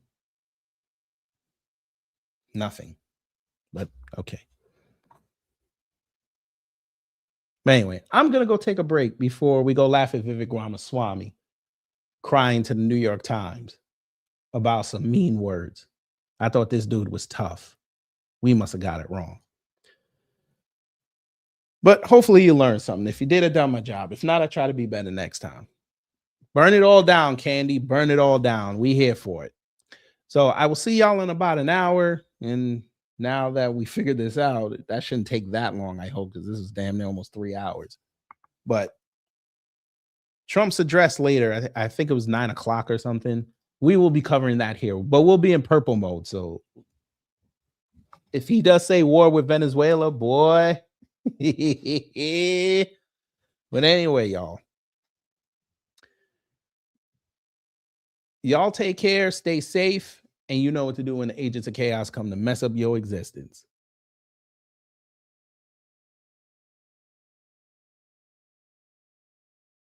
Oh, here it goes! Time's up. Get your ass up! We gotta get out of here now! But did we have a good time here? Hello? Gotta get your groove on.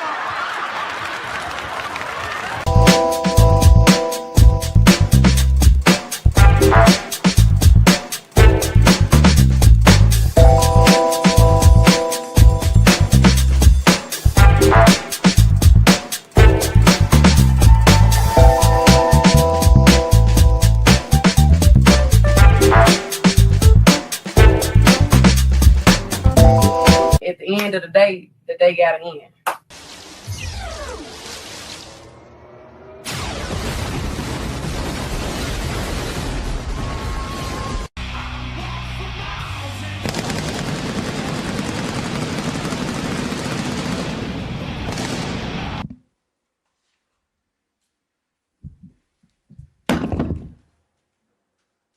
That's it.